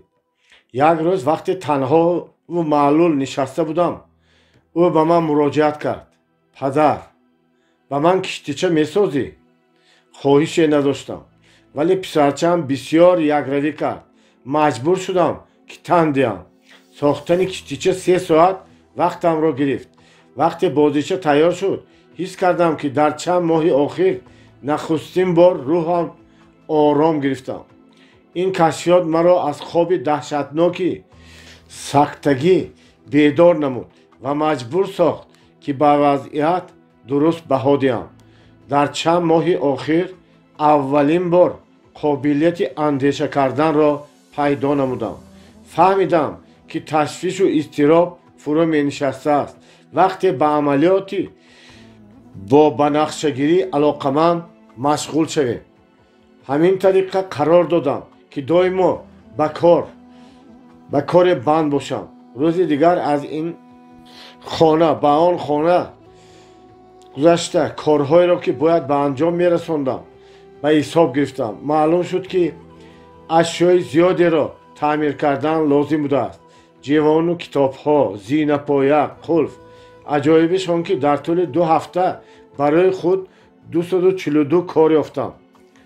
дар тӯли 2 соли охир бисёри ин корҳоро ба сомон расонданам ва ба ғайр аз ба амалиёти танзимсозии ҳаётам машғул шудам.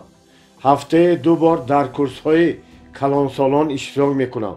дар шаҳре ки зиндагӣ дорам ба корҳои ҷамъиятӣ машғулам. ҳозир раиси комиссияи раёсати мактабҳо интихоб шудам. инчунин барои ба фонди салиби сурх маблағ ҷамъ овардан кӯмак мерасонам. хулоса он қадар бандам ки дигар вақти ба ташвишу изтироб афтоданро надорам. чарлз кеттеринг ки ба сохтмони стартёрҳои автоматӣ барои автомобилҳо машғул буд, низ ба чунин ҳолат гирифтор шуда буд. воқеан дар солҳои минбаъда ӯ витсе-президенти фирмаи General Motors таъин шуда буд ва ба ҳамин наздикӣ ба нафақа баромадааст. дар ибтидои фаъолияташ бошад, кеттеринг чунон камбағал буд ки лабораторияшро дар таххона ҷой карда буд. оилаи онҳо аз ҳисоби занаш муаллима зисту зиндагонӣ доштанд. боре аз зани ӯ пурсидам ки дар ин ҳолати душвор оё ягон ташвишу изтироб дошт? бале, ҷавоб дод ӯ. он қадар ташвишу азобе ки доштам ки шабҳо хобам намебурд, вале мистер кеттеринг доимо ором буд. хеле ҷиддӣ ва самимӣ ба кори худ машғул буд ки фурсати ташвиш кашиданро ҳам намеёфт. олими бузург Пассер гуфтааст ки ба оромии ботинӣ танҳо дар китобхона ва лабораторияҳо мушарраф шудан мумкин аст. чаро? барои он ки дар китобхона ва лабораторияҳо одамон хеле ҷиддӣ ба проблемаҳои илмӣ машғуланд ва барои ташвишу нооромӣ вақт надоранд. олимон хеле кам ба илтиҳоби асаб гирифтор мешаванд. онҳо барои чунин афзалият фурсат намеёбанд. барои чӣ чунин чизи оддӣ ба коре банд будан кӯмак мерасонад ки мо ташвишу изтиробамонро аз ботини худ танг карда барорем. ин вобаста аст ба яке аз қонунҳои муҳими психологӣ, қонун дар бораи он шакли барҷастатарин ки яъне имконият надорад ки дар як муддати вақт мо дар бораи ду чиз фикр кунем. ба ин бовар надоред?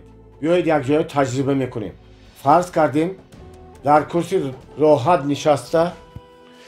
нишаста дар як вақт ҳам дар бораи муҷассамаи озодӣ ва ҳам нақшаи кори фардоиятонро фикр кунем. инро албатта бисанҷед. дидед, дар як вақт ҳарду ин корро кардан тамоман мумкин нест. ба навбат мумкин, аммо дар як вақт ҳеҷ гоҳ дар ҳиссиёти мо андешаи айнан чунин ҳодиса рӯй медиҳад. чӣ тавре ки мо дар як вақт наметавонем ҳам шоду масрур бошем ва ҳам зиқу малол. як тарзи кайфият дигарашро танг карда мебарорад. худи ҳамин кашфиёти оддӣ ба духтурони ҳарбӣ имконият доданд ки ҳангоми ҷанг мӯъҷизаҳо офаранд. вақте аскарон аз майдони набард афтодаву рӯҳ азиятдида бармегаштанд, онҳоро психоневротик меноманд. духтурон ба ҷои дору ба онҳо тавсия медиҳанд ки ба коре машғул шаванд ва дар ҳар дақиқаи ҳаёт ин одамони азоб дида саршори фаъолият мешаванд. ин фаъолият бошад аксар вақт дар ҳавои кушод мегузарад. онҳо ба моҳидорӣ, ба шикор, тӯббозӣ, голф, суратгирӣ ва ғайраҳо машғул мешуданд ва дигар вақт намеёфтанд ки дар бораи даҳшатҳои аз сар гузаронданашон фикр кунанд. трудотерапия, терапияи меҳнатиро термини психотерапист ки маънояш ба ҷои дуру кор тавсия додан мебошад. ба ҷои доруҳо корро ё амалеро тавсия доданӣ мебошад. ин нав нест. духтурони юнони қадим 500 сол пеш аз солшумории мо инро тавсия медоданд. квакерҳо терапияи меҳнатиро дар Филаделфия дар овони бен франклин истифода мебурданд. як шахсе соли 1774 санатория кверокҳоро аз назар гузаронда вақте дид ки одамони гирифтори бемориҳои рӯҳӣ зағир мекӯбанд, гумон намуд ин бадбахтҳоро истисмор карда истоданд. вале кварекҳо ба ӯ фаҳмонданд ки ҳолати бемории мизоҷони онҳо хеле беҳтар мегардад вақте онҳо ба коре машғул мешаванд. ин асабҳои онҳоро ором месозад. аз кадом рӯҳшиносе пурсед, ҷавоб медиҳад ки фаъолияти меҳнатӣ яке аз беҳтарин давоҳост барои беморони асаб. генри лонгфелло инро вақте фаҳмид ки зани ҷавонаш аз олам гузашт, зани ҷавон хост ки сурғучро бо шамъи оташ гиронад, вале либосаш оташ гирифт. лонгфелло доду фарёди ӯро шунида ба кӯмакаш шитофт, вале дер шуда буд. занаш вафот кард. якчанд муддат лонгфелло аз ин фоҷиа чунон ба даҳшат афтод ки қариб буд девона шавад. вале се кӯдаки хурдсоли ноболиғаш ба нигоҳбини ӯ эҳтиёҷ доштанд. охир новобаста ба дарду ғам лонгфелло барои онҳо ҳам падару ҳам модар онҳоро ба сайру сайёҳат мебурд, ҳар гуна қиссаву ҳикоя мекард, бозиҳо ташкил мекард. тамоми ин тасаввуротҳо дар романи ҷовидонии лонгфелло соати кӯдакона таҷассум ёфтааст. ҳамон вақтҳо ӯ чунин дентеро тарҷума мекард ва ба ин корҳо чунон банд буд ки барои ғаму ғусса хӯрдан ҳам вақт намеёфт. фақат бо ҳамин роҳ тавонист ки ба оромии ботинӣ мушарраф гардад. теннисон вақте дӯсти наздикаш артур халамро аз даст дод, чунин изҳор дошта буд: бояд дар фаъолият ғарқ шавам, вагарна аз ғусса обу адо мегардам. ба ҳамин тариқ барои бисёрии мо ки дар давраҳои душвор нест ки дар фаъолият ғарқ шавем. охир ҳар рӯз коре дорем ва ҳамеша аз паи беҳдошти рӯзгорем, вале набояд фаромӯш кард ки аз ҳама хатарнокаш соатҳои баъди корист. ин айнан ҳамон вақтест ки ба изтироб афтодан таҳдид мекунад. охир маҳз дар ҳамин лаҳзаҳо ба сарамон андешаҳое пайдо мешаванд ки дар ҳаёт ба чизе ноил нагаштаем, дар як ҷо по монда истодем. ба мо чунин менамояд ки сардорамон бо фалон гапаш ба ким чизе ишора намуд, ё рӯз то рӯз бештар кал шуда истодам ва ғайраву ва ҳокадо. вале бо коре машғул нестем. вақте мо бо коре машғул нестем, майнаамон ба ҳолати вакуумӣ беҳавоӣ моил мешавад.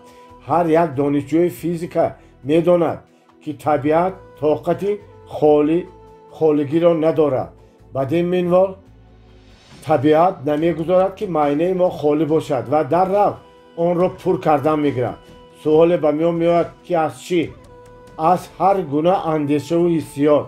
бояд гуфт ки дар тинати мо чунин ҳиссиёт аз қабили ташвиш, ҳарос, буғ, рашк, ҳасад ва ғайра ҳама вақт вуҷуд доранд ва ин ҳиссиётҳо чунон пурқувватанд ки аз тинати мо тамоми оромӣ ва андешаву ҳиссиёти гуворову хушбахтонаро фишурда берун мекунад.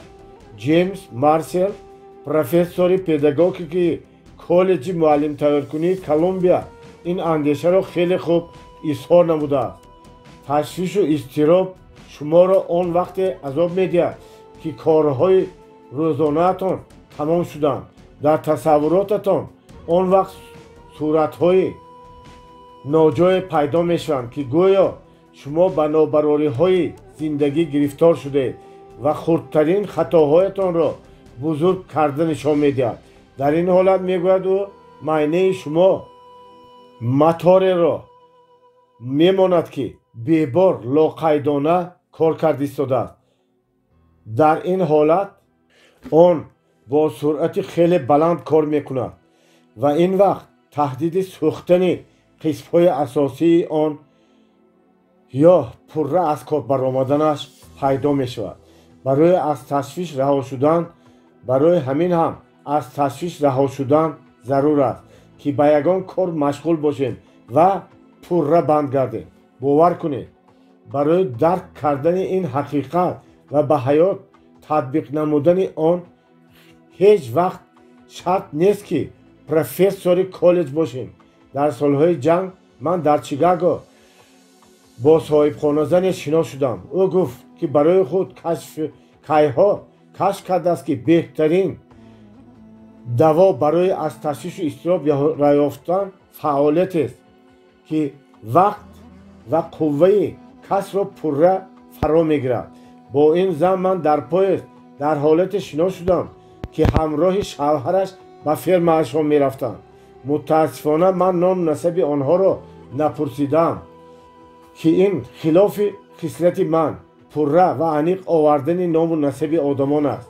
زن و شوهر قصه کردند که فرزندشان در خود روز دومی واقعه های پرل خربار و قوه های مسلح شامل شد. زن مدام از فرزندی یکه و یگانه‌اش در تشویش بود که این به تندرستیش سخت تهدید میکرد. اندیشه های خیلی مختلف و مغزوشانه او را عذاب میدادند. حاضر در کجا باشد، از خوف و خطر یا درست در جنگ باشد چی، تیر خورده باشد چی. وقتی از او پرسیدم که چطور توانسته است تشویش و اضطرابش را پشت سر نماید، جواب داد برای این وقت نداشتم. معلوم شد که او اول خدمتگار زن را جواب داده اجرای تمام کارهای خانه را به عهده خود گرفته است. بدبختانه گفت او در اول تمام کارها را لاقیدانه اجرا میکردم و معینه‌ام در فعالیت نداشت. از دلم گذشت که برابری کارهای خانه باز فعالیت لازم است که در هر ساعت و روز قوه و نیروی ما را پوره به خود جلب نماید. به این خاطر در مرکز کلانسالان به صفت فروشنده به کار سر کردم. این به من خیلی کمک کرد. در گرداب فعالیت افتاده ماندم. مزاجم پیوسته گرد و اطرافم را پیچانیده اندازه و نرخ و رنگ میپرسیدند. اکنون یگان دقیقه وقت نداشتم که دیگر اندیشه ها به سرم بیاید. بیگاهی بعد کار باشد مدام در اندیشه آن بودم که از درد پایهایم چطور رها یابم. خوراک شام را خوردم برابر به جایگاه می درآمدم و درم خوابم می بود. در آن وقت هم نداشتم که به تشویش بیام. این زن برای خود گفته های جان کاوپر پویس را که در کتاب خود صنعت فراموش کردن چیزی نامعقول نوشته است کشف نمود. پویس نوشته است که کیم چه حالتی فارم و گوارا و آرام چون فراموشی خوشبختانه عصبهای آدم را فرا میگیرد وقتی او جدی از پی اجرای عمل باشد. انا همین است خوشبختی ما. اواسا جانسون یکی از سیارزنان مشهور دنیا چند پیش به من قصه کرد که چطور تشویش و غصه را پشت سر نموده است. واقعا ممکن است شما تاریخ حیات او را خوانده باشید. تاریخ کتابش من از کارنامه های خش شدم نام دارد. نام کتاب و سرگذشت حیات او حقیقتا به هم خیلی مناسبند، ولی مارتین جانسون به او خانه‌دار شد.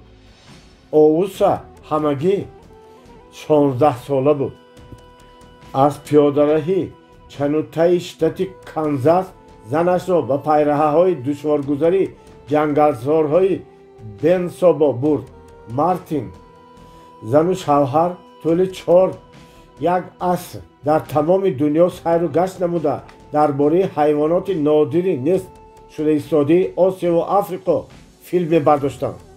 9 سال مقدم آنها به وطن برگشته در تمام گوشه های کشور لکسه میخواندند و فیلم های مستند نمایش میدادند. بار هنگامی از دیور با تیاره نشستند. هنگام فرودآیی به کوه برخورد. مارتین جا به جا هلاک شد. درباره او سه باشد دکتران به چنین خلاصه آمدند که دیگر از بستر نخواهد خیست، ولی آنها این زن را هنوز خوب نمیدانستند. از بین 3 ماه نگذشته ӯ аллакай аробача савор шуду акнун дар аудиторияи серодам лексия мехонд. дар аробача нишаста ӯ зиёда аз 100 лексия хондааст. вақте ман аз ӯ пурсидам ки ҳамаи ин такудав барои чӣ буд, ҷавоб дод: барои он ки ба ҳузну ташвиш вақт намонад. яъне оуса ҷоксон ҳақиқатро дарёфт намуд ки теннисон як аср қаблтар тарандум мекард. бояд дар фаъолият ғарқ гардам, вагарна аз ғусса обу адо мешавам. адмирал бред бошад ин ҳақиқатро вақте кашф намуд ки дар кулбаи яккаву танҳо доманаи пиряхи қутби ҷануб мезист. адмирал бред 5 моҳи дарозро дар ин кулба тоқаву танҳо гузарондааст. дар масоҳати 100 мил як ҷони зинда мавҷуд набуд. гирд чунон даҳшатовар буд ки гарду хунукӣ туф кунӣ то замин нарасида ях мекаст. ӯ дар китоби худ як кас дар бораи ин 5 моҳи танҳову хунукиаш қисса мекунад. рӯзҳо ҳамон ҷо мисли шаб сиёҳу торик будааст ва барои он ки девона нашавад, адмиралро розӣ меомадааст ки ҳама вақт банд бошад. бегоҳӣ менависаду пеш аз он ки чароғро кушам, аз рӯи одат нақшаи фардоинаро мекашидам. масалан 1 соат ҷудо мекардам барои тоза кардани нақби эҳтиётӣ, ним соат барои ҳамвор кардани барфтӯдаҳо, 1 соат барои ҷо ба ҷогузории бочкаи сӯзишворӣ ва ғайраҳо. чунин вақтҷудокуниҳо олиҷаноб буд. қайд мекунад ӯ: ба ман имкониятро фароҳам меомад ки худро пурра идора намоям. ва боз илова ҳам мекунад: бе ин албатта рӯзҳо бемақсад мегузаштанд ва ҳаёти бемақсад ба фоҷиаи шахсият бурда мерасонад. ба ибораи охирин диққат медем. ҳаёти бемақсад ба фоҷиаи шахсият бурда мерасонад. яъне агар ману шумо чӣ ташвише дошта бошем, бояд табобати хеле қадима корро ба хотир биёрем. дар ин бора шахсияти хеле маъруф марҳум Ричард Кебот, собиқ профессори беморхонаи клиникии Гарвард, низ ҳамин хела ақида дорад. доктор Кебот ки дар китоби худ мақсади ҳаёт чист менависад: чун духтур бо хурсандӣ мушоҳида мекунам ки чӣ гуна меҳнат бисёр одамонро аз шубҳа, дудилагӣ, тарси илтиҳоби рӯҳ ва ларза гирифторро табобат мекунад. мардонагие ки меҳнат ба мо мебахшад, ин ҳамон бовариест ки Эмерсон абадӣ васф намудааст. агар мо бо кори банд нашуда маҳзуну бемақсад якҷо нишинем, тоифачаҳои хурде иҳотаамон месозад ки Чарлз Дарвин онҳоро рӯҳии маъюсӣ номидааст. онҳо албатта он аҷӯбачаҳои даҳшатнокеанд ки тийнати моро холӣ мекунанд, қобилияти ва қувваи иродаи моро маҳв месозанд. ман як одами бисёр корсози Ню-Йоркро медонам ки аҷӯбаҳоро тавассути меҳнат мағлуб сохт ва бисёр банд ки буд дар ҳаёт ва вақти асабӣ шуданро, изтироб ва афтоданро наёфт. ӯ Тромнер Лонгмен ном дошта. дар Уолл-стрит ӯ утоқи корӣ дошт ва шунавандаи курсҳои ман буд. ҳикояти ӯ дар бобати фурӯ нишондани изтироб чунон мароқовар буд ки баъди машғулият ман ба тарабхона даъваташ кардам ва то қарибии рӯз нишастем. ӯ чунин ҳикоя кард: 18 сол пеш аз ин маро бехобӣ хеле сахт азоб медод.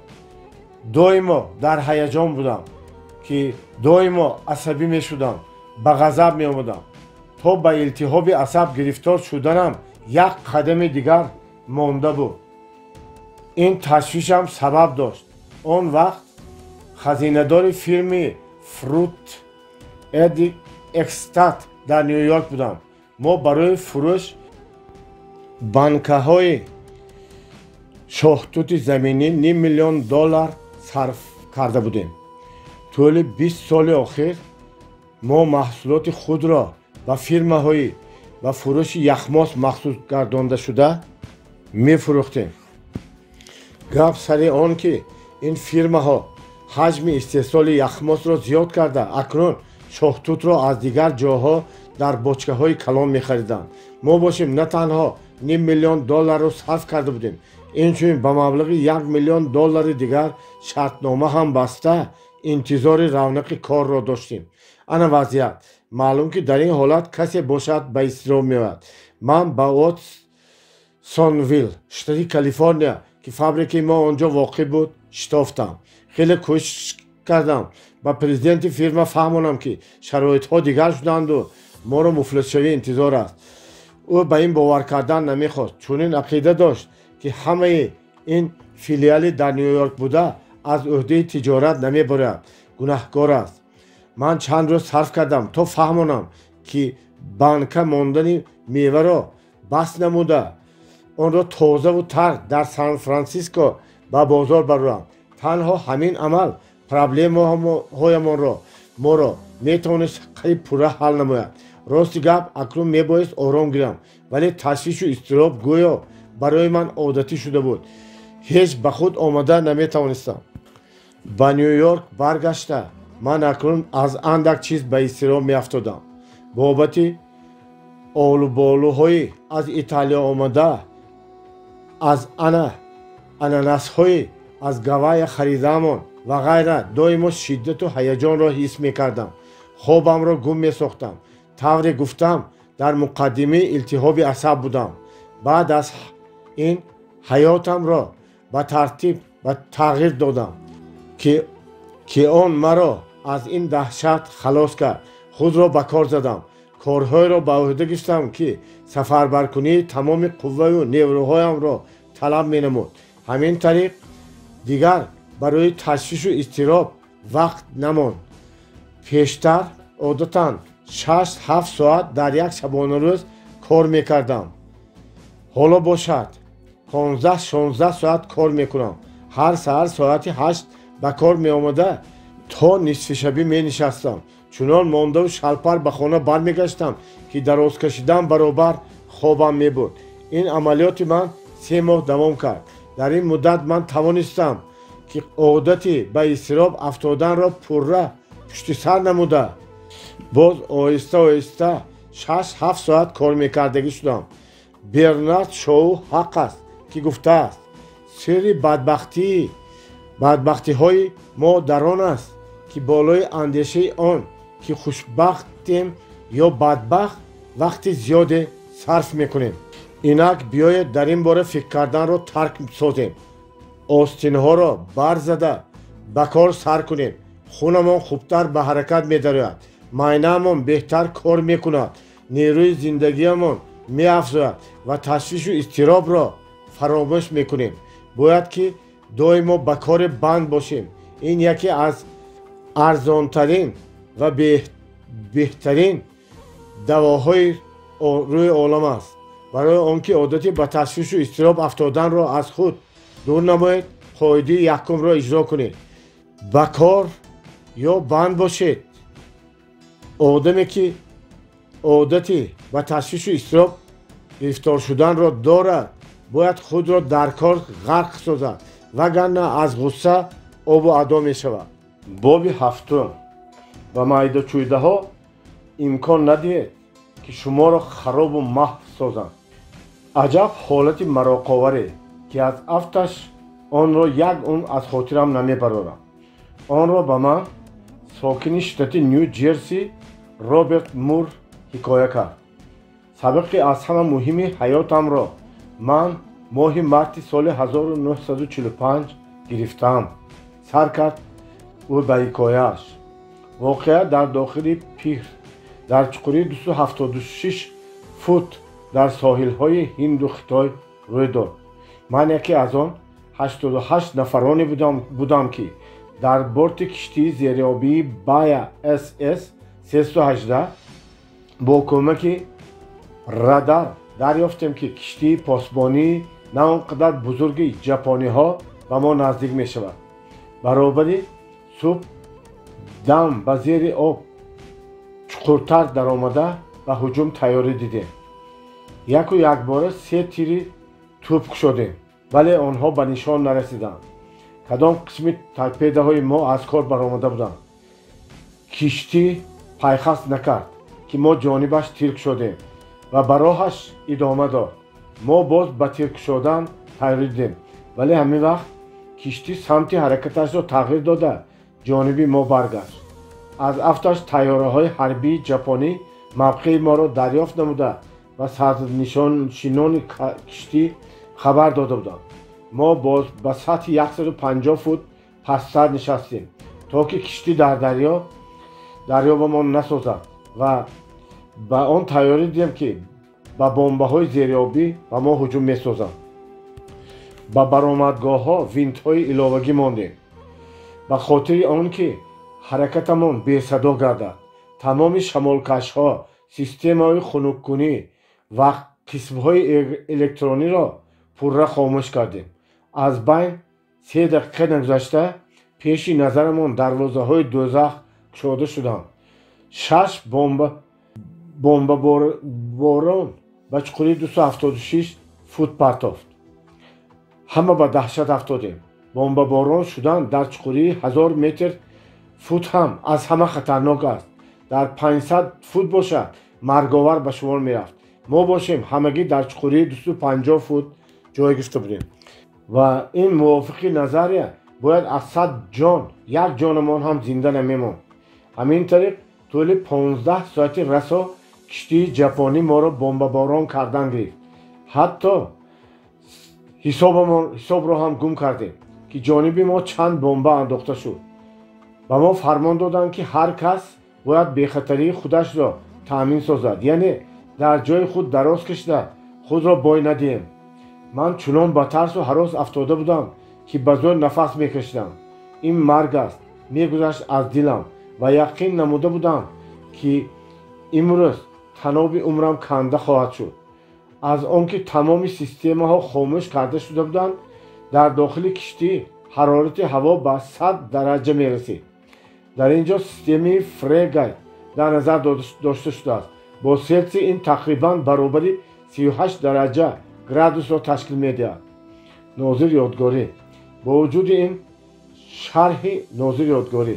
бо вуҷуди ин хунук мехӯрдам. чӣ либоси ғафсе доштам ба бар кардам. фоидаи набахшид. дарақ меларзидам ва дандон ба дандон мезадам. баданам аз арқи хун тар шуда буд. тавре гуфтам ба мо ҳуҷум кардани киштӣ 15 соат идома ёфт ва якбора ва ногаҳон хотима ёфт. аз афташ киштӣ тамоми захираҳои бомбаҳои зериобиашро паронду сипас шино карда рафт. вале ин 15 соат дар назари ман аз 15 миллион сол зиёдтар тӯл кашид. тамоми зиндагиам аз пеши назарам гузашт. тамоми корҳои бадӣ кардам ва майдачӯйдаҳое ки дар вақташ аз онҳо ба ташвиш меафтодам ба хотирам омаданд. то хизмат дар флот ман ходими банк будам ва доимо ғусса мехӯрдам ки корам бисёр асту моҳонаам кам ва ягон умеди пешрафтанӣ нест. доимо ғусса мехӯрдам ки кулбаи худро надорам, иҷоранишинам ва мошини нав харида наметавонам. на барои завҷам ягон куртаи зебо. оҳ, чӣ қадар бад медидам хоҷаини худро, мӯйсафедро ки кораш доимо зуқ буд. ба хотирам зад ки аз рӯи ин майдачӯйдаҳо доимо хотирпарешон ба хона меомадаму бо занам ҷанҷол мекардам. ҳатто он захме ки баъди садама дар пешонаам боқӣ монда буд мудом маро асабӣ мекард. чанд сол муқаддам ин ноҷориҳо ба назарам хеле ҷиддӣ менамуданд. вале ҳамаи онҳо чӣ қадар ки хандаовару ночизанд нисбати бомбаҳои зериобие ки ҳар лаҳза метавонанд туро ба ҷаҳаннам фиристонанд. ҳамаи инро пеши назар оварда қасам ёд кардам ки агар як бори дигар офтобу ситораҳоро бинам, дигар ҳаргиз ба ташвишу изтироб намеоям. ҳеҷ вақт. тӯли ин 15 соати даҳшатнок аз 4 соли университети Сиракюз бештар санъати зиндагиро омӯхтам. мо аксар вақт дар соатҳои даҳшатноки ҳаёт мардонагӣ зоҳир мекунем, аммо аз майдачӯйдаҳо чунон зарба мехӯрем, ки аз пой меафтем. ана масалан Сэмюэл Пепис дар рӯзномаи худ оиди кушта шудани сэр Гарри Ветнами менависад. ӯ бо ду чашми сар дида буд, ки чӣ тавр дар Лондон Гарри Вайнаро сар буриданд. ҳангоми сэр Гарри Вайна ба қатлгоҳ баромад, зораву лоб накард, ки аз гуноҳаш гузарад. фақат аз қотил илтимос кард, ки ҳангоми қатл ба пӯчаки бари гарданаш нарасад. судя Ҷозеф Сабат аз Чикаго, ки зиёда аз 140 000 мурофиаи судии ҷудошавии зану шавҳаронро ҳакамӣ намудааст, тасдиқ мекунад, ки майдачӯйдаҳо асоси бисёрии аз ин бадбахтиҳои оилавист. Фрэнк Хоган, прокурори округи Нью-Йорк, навиштааст: қариби нисфи корҳои ҷиноятӣ ба маҳкама пешниҳод шуда аз майдачӯйдаҳо асос гирифтанд. далертарошиву калонгирӣ дар майкада, зуқ дар хона, ишораҳои таҳқиромез, суханони беэҳтиромона, пичингу киноя, дағалӣ — ин ҳамон майдачӯйдаҳоянд, ки китоб ба дасту гиребоншавӣ куштор бурда мерасад. қисми зиёди на он қадар зиёди одамон аз ҳаёт норозиянд. зиндагӣ ҳам он қадар мағжушу ҳузновар нест. фақат зарбаҳои на он қадар сахт ба иззати нафс, таъкидҳои ҳақоратомез, озору ғурур сабабгори аз нисфи зиёди одамонро фаро гирифтани бемории дил шудааст. вақте Эленора Рузвелт бори нахуст ба шавҳар баромада буд, рӯзи дароз ташвиш мекашиду ғам мехӯрд, чунки ошпази нави хонадон хӯроки хуб тайёр намекард. агар инҳо ҳозир мешуд, мегӯяд хонум Рузвелт, як даст афшонда ҳамон замон фаромӯш мекардам. бале, одамони боақл ҳамин хел рафтор мекунанд. ҳатто Екатерине ду, ки бо золимӣ хеле машҳур буд, вақте ошпаз хӯрокро бемазза мепухт, танҳо як механдиду халос. мо ҳамроҳи хонум Карнеги дар Чикаго дар хонаи як дӯстамон хӯроки нисфирӯзӣ мехӯрдем. ҳангоми буридани гӯшт, марди соҳибхона Ким чӣ хел ҳаракатҳои нодурусте кард. ман надидам, медидам ҳам эътиборе намедодам. занаш диду дар ҳузури мо ба сари ӯ доду фарёд зад: ҷон, намебинӣ чӣ кор карда истодаӣ? кай пушти мизи худро идора карданро ёд мегирӣ? сипас ба мо рӯ оварда афсуд: ӯ мудом ҳамин хел аст. аз гуфтан забонам мӯ баровад. рост, мумкин аст ӯ ҳеҷ гоҳ кӯшиш накунад, ки гӯштро дуруст бурад, вале ман ба сабру тоқаташ қоил, ки чӣ тавр тавонистааст ба 20 сади сол бо чунин зан зиндагонӣ кунад.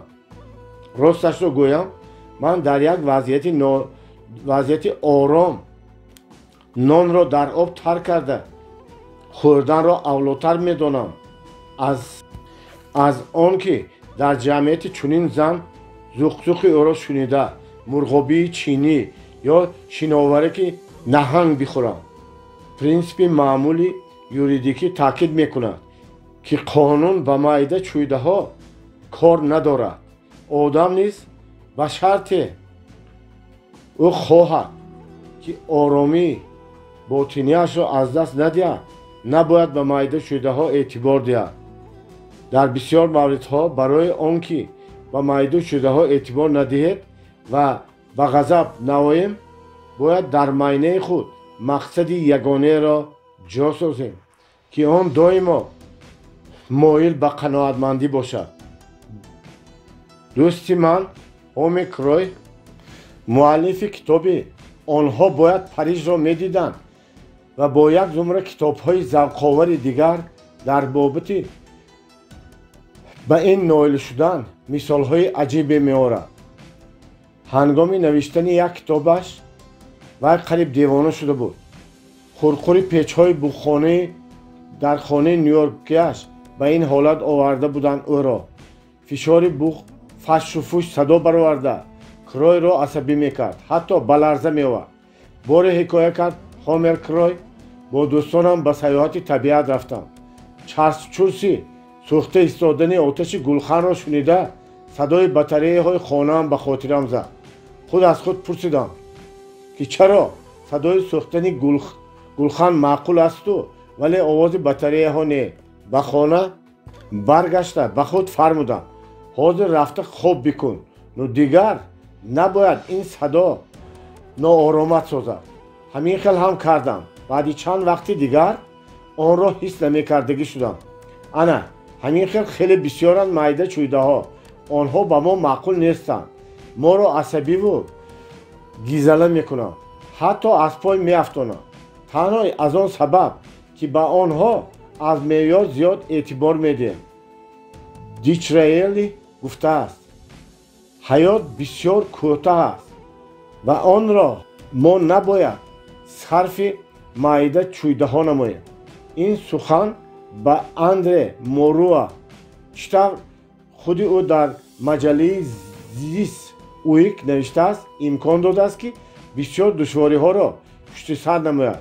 бисёр вақт мо аз майдачӯйдаҳое, ки бояд онҳоро набинем ё фаромӯш кунем, худро бой медиҳем. дар ин дунё ҳамагӣ чанд даҳсола меҳмонем, аммо соатҳо ва рӯзҳои қиматбаҳои худро дар андешаи он ноҷӯриҳое сарф мекунем, ки як рӯз баъд ё зиёди зиёдаш як сол баъд фаромӯш мекунем. онҳоро на танҳо мо, балки тамоми гирду атроф фаромӯш мекунанд. не, биёед ҳаёти худро чун инсони арзанда сарф кунем. бигузор андешаҳои бузург, дилбастагиҳои ҳақиқӣ, омилҳои абадзинда моро ба илҳом биёранд. ҳатто чунин шахсияти бузург мисли Редярд Киплинг гоҳ-гоҳ аз хотир мебаровад, ки ҳаёт бисёр кӯтоҳ аст ва мо бояд онро сарфи ҳар майда чӯйда намоем. оқибаташ чӣ шуд? ӯ ва бародар арӯсаш яке аз ҷанҷолҳои судии дарозмуддаттарини таърихи Вермонтро ташкил доданд. ҷанҷолҳо чунон овоза пайдо кард, ки дар борааш ба унвони душмание, ки Киплинг дар Вермонт аз сар гузаронид, китобе навиштанд. ин таърих тақрибан чунин аст: кашиш ба духтари Вермонти Каролина Бетсрич издивоҷ кард.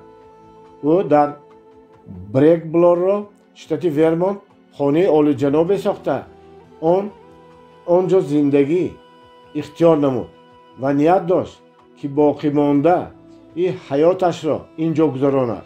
бародар арӯсаш Битти Бетсир ба дӯстии беҳтарини Киплинг табдил ёфта ва онҳо мудом якҷоя буданд. дертар Киплинг аз Бит як қитъаи заминеро харид, вале шарт гузошта буданд, ки алафи онро ҳар сол Бетсир медаравад. як вақт Бетсир мушоҳида кард, ки Киплинг дар ин мағзор боғ бунёд карда нест. хунаш ҷӯшид, сахт ба ғазаб омад. Киплинг ҳам худро ба даст гирифта наметавонист.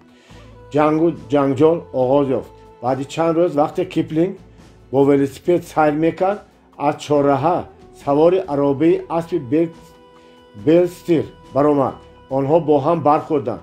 Киплинг афтод ва Киплинг одаме, ки навиштааст вақте дар тамоми гирду атроф худро гум карда шуморо гунаҳкор кунанд ҳам то тавонед худро гум накунед худро гум карду ва талаб намуд ки бестиро ҳабс кунанд баъди ана ҳамин воқеа ҷанҷоли калони судӣ оғоз ёфт ҳангомаи калоне барпо гашт рӯзноманигорон аз тамоми гӯшу канори кишвар ба брекбол меомаданд ин гап дар тамоми олам паҳн шуд оқибат оштишавӣ ба амал наомад киплинг ва ҳамсараш лозим донистанд ки хонаи америкоиашонро абадӣ тарк кунанд чӣ қадар ташвишу изтироб ва як чизи хурди майда чӯйда ҳамааш ба хотири чанд дарзаи каҳ 24 аст муқаддам перикл гуфта буд бас аст мардум мо ба майдачӯйдаҳо аз ҳад зиёд эътибор медиҳем ин гап тамоман дуруст аст ҳозир бошад ман як қиссаи аҷоиберо ки аз доктор гарри эмерсон фостик шунида будам ва саҳматон мерасонам дар он мубориза ва мағлубияти як бузургҷуссаи ҷангалӣ тасвир ёфтааст дар нишемангоҳи кӯҳи лонгс пики колорадо боқимондаи дарахти азимҷуссае вуҷуд дорад мутахассисон тасдиқ мекунанд ки он қариб 400 сол дорад вақте колумб дар соҳили салвадор лангар партофт ин дарахт навниҳол будааст ин дарахт дар айни нашъунамо буд вақте англисҳо дар плимут манзилҳои нахустини муваққатии худро бунёд менамуданд тӯли умри худ 14 маротиба ба ин дарахт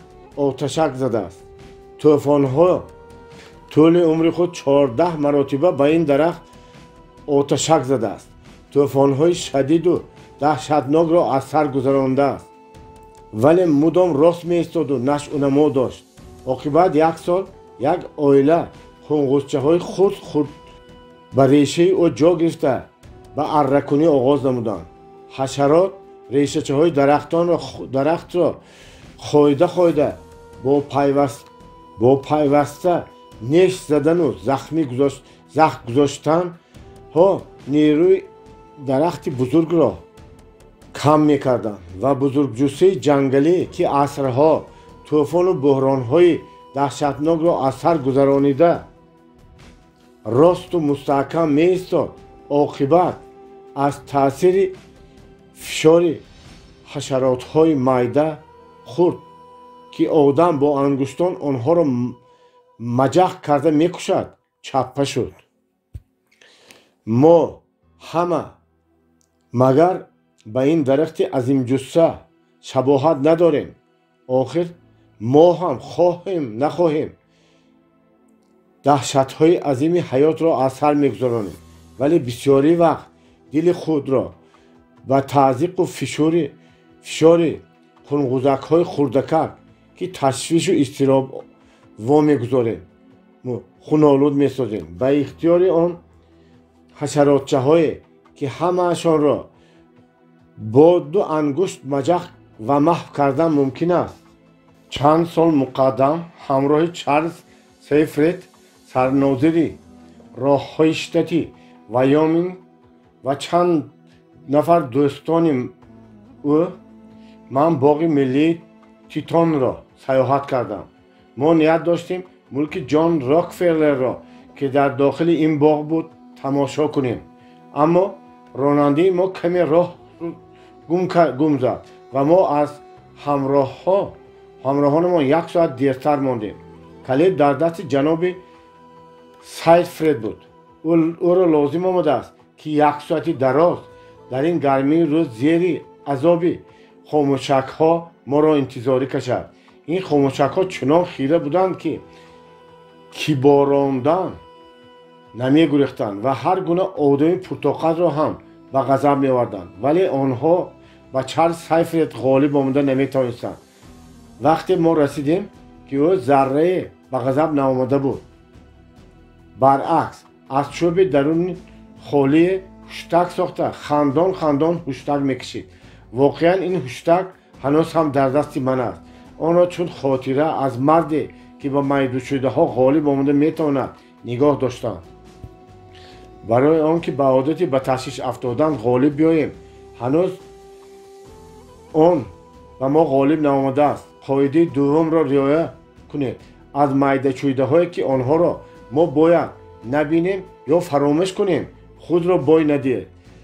به خاطر نگاه دارید که عمر کوتاه است و آن را ما نباید صرف معده چویده ها کنیم. باب هشتم، قانونی که قسم زیاد تشویش های ما را غیر قانونی می سازد. کودکی من در فرما در شتات میسوری گذشته است. یک روز وقتی با مادرم در جدا کردن دانه آلوبالو کمک می رساندم، خود از خود به گریه در آمدم. با تو چی شد دل؟ هراسان پرسید مادرم. می ترسم که مرا زنده به زنده گل می کنم. از قبط گریه جواب دادم من. حقیقتا هم آن آوان من مدام در غم و تشویش بودم. هنگام رعد و برق می شد می ترسیدم که مرا آتشک می زند.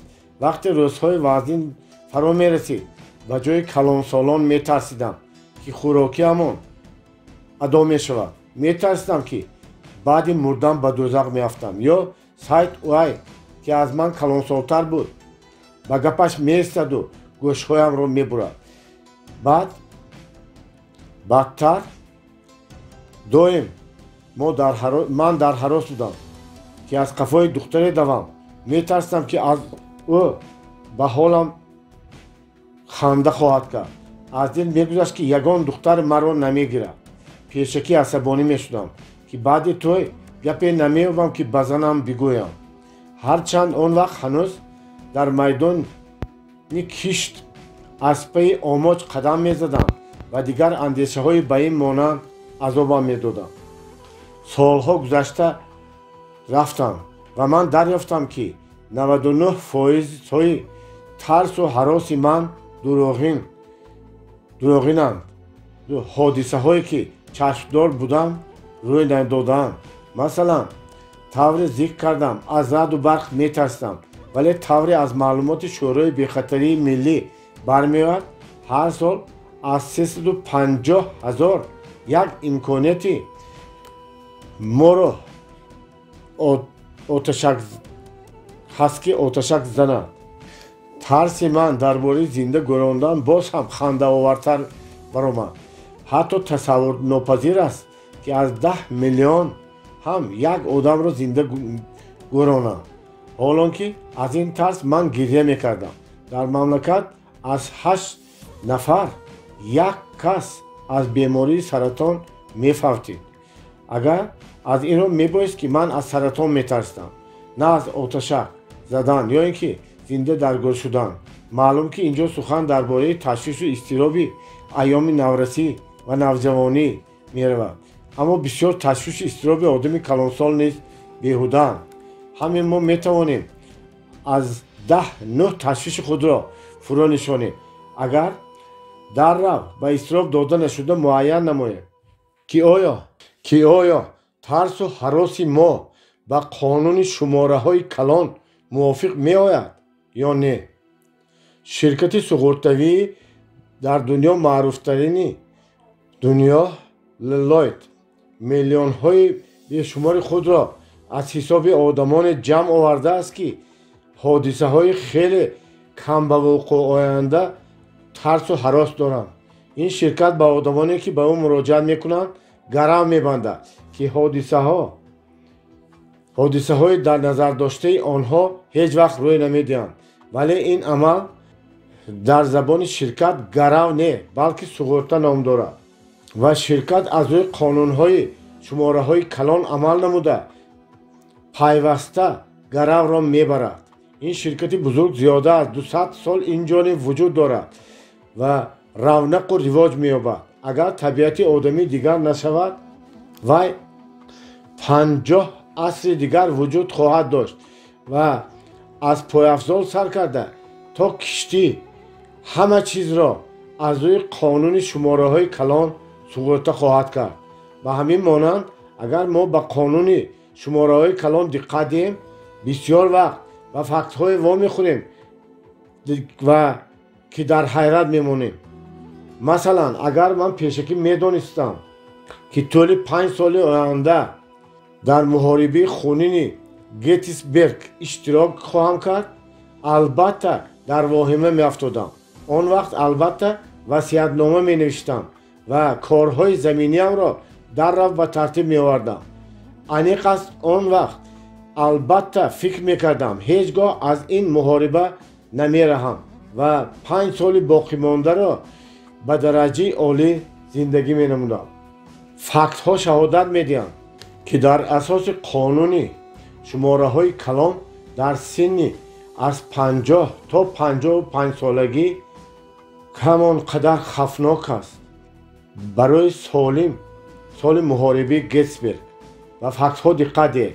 آوان صلح از 1000 کس در سن 50-55 سالگی همان قدر را آدمان وفات کردند که از 1000 نفر 163,000 سالداتی در محاربه گتیسبرگ شرکت داشته وفات نمودند. من چند باب این کتاب را در خانه شکارچیگی سیمپسون در نامتیتاخ در ساحل کولی بووی کانادا نوشتم. در اینجا با خانم و جناب سلینجرها که اصلا از سان فرانسیسکو هم شناس شدم. خانم آرام طبیعت و مهربان که از افتش هیچگاه به تشویش و اضطراب نمی آید و من خیلی معقول شد. یک بگاهی وقتی در نزد گلخانه فروزان می نشستیم از او پرسیدم که در عمرش به تشویش و اضطراب افتاده است. ها جواب داد تشویش و اضطراب قریب مرا کشته بود. تا وقتی می توانستم که تشویش و اضطراب را فرا نشانم حیات من طول 11 سال دوزخی بود که خودم با دست خودم سازمان داده بودم. من خیلی گیزله بودم و در رفت آتش می گرفتم. در یک حالت خیلی متشنج می زیستم. همین خیلی می شد که هفته یک بار از سان ماتئو که آنجا زندگی می کردیم به سان فرانسیسکو برای خرید می رفتم و هنگام مغازه به مغازه گردش کردن خودم را به حالت بدترین گرفتار می کردم. مبادا از برق کندن دستمال را فراموش کرده باشم. ممکن حاضر خانه سوخته ایستاده باشد. عجب نیست خدمتگاران نه کودک ها را پرتافته خودش گریخته رفته باشد، یا ممکن است کودک ها ولاسیپد سواری کرده به ماشین زده باشند و غیره و هاخذا. در عین کار و بار گاه ها چنان به واهمه می افتادم که عرق خلنگ می کردم. گاه ها خریدم نیست نشده سوی ایستگاه اتوبوس می تاختم و تیزتر به خانه روم بینم که آیا در خانه کارها از روی ترتیب مقرری اند. یگان عجایبات ندارد که خانه دار شوی یک کمی من بی‌برار انجام می‌یافت.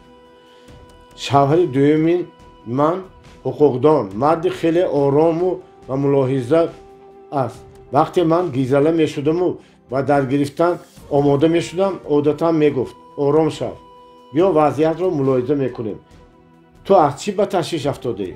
یا از روی قانونی شماره های کلان خلاصه براره که آیا امکان دارد این حادثه روی دهد. مثلا من به خاطر دارم که چطور باره وقتی ما ماشین سوار از البوکری شتات نیو مکسیکو جانب پای غارهای کارلسباد می رفتیم، ناگهان باران سخت به باریدن سر کرد. حرکت دشوار شد. ماشین گاه می لغزید و گاه در جایش چرخ زدن می گرفت. اداره کردن آن لحظه به لحظه دشوارتر می گشت. من در ترس بودم که همین لحظه و یا ثانیه بعد ماشینمان به کنار می غیجد. ولی شوهرم گشته و برگشته تکرار می کرد مبادا ما با صورت خیلی پست حرکت داریم، باید یگان واقع روی ندهد. اگر ماشین به چخوری درماند هم از روی قانون شماره های کلان به ما یگان حادثه روی نمی دهد. آرامی و باوری او مرا دلپور می کرد. بار تابستان ما به وادی تونینی دامنی کانادا به سیاحت رفتیم. آنجا به ما چنین واقعه روی داد. شبانگاه طوفان خیز و خیمه های ما را که در بلندی 7000 فوت از سطح بحر خیرگاه زده بودیم ба ларза овард. Аз дилам мегузашт ки ҳар дақиқа имкон дорад хаймаҳои моро пораву канда гашта то ба осмон бархезад. Ман аз тарсу ҳарос ба даҳшат афтодам. Вале шавҳарам гаштаву баргашта такрор мекард: гӯш кун азизам, мо бо роҳхати фирми Брюстер саёҳат дорем. онҳо кори худро хуб медонанд. 60 сол боз дар ин мавзеъ хайма мезананд. аз рӯи қонуни шумораҳои калон хаймаҳои моро шамол пора пора карда наметавонад. рафту чунин ҳодиса рӯй диҳад, мо дар гирди хаймаҳо паноҳ мебарем. хулоса ором шав ва ташвише накаш. ман ба насиҳати шавҳарам гӯш андохтаму боқимондаи шаб сахт хобам бурдааст. якчанд сол муқаддам дар он қисмати Калифорния каме ки мо мезистем, эпидемияи полиомиелит пайдо шуд. дигар вақт мебуд ман дар воҳима меафтодам. вале шавҳарам маро бовар кунанд ки бояд ором бошам. мо тамоми тадбирҳои лозимаеро ки аз дастамон меомад андешидем. ба кӯдаконамон ба он мавзеъҳое ки ин гуна беморон зиёд буданд рафтанро манъ кардем. ба онҳо иҷозат намедодем ки ба мактаб раванд ва кино раванд. ба ҳуҷҷатҳои шӯъбаи сиҳатии омма шинос шуда дидем ки дар овони эпидемияи даҳшатноктарин полиомиелит дар тамоми иёлоти Калифорния 1835 нафар кӯдакон бемор шуданд. шумораи миёнаи онҳо 200-300 нафарро ташкил медод. ҳарчанд ин ҳам ваҳшатбор буд, мо ҳамихел ҳисоб кардем ки аз рӯи қонуни шумораҳои калон кӯдак имконияти ками ба ин беморӣ гирифтор шуданро дорад.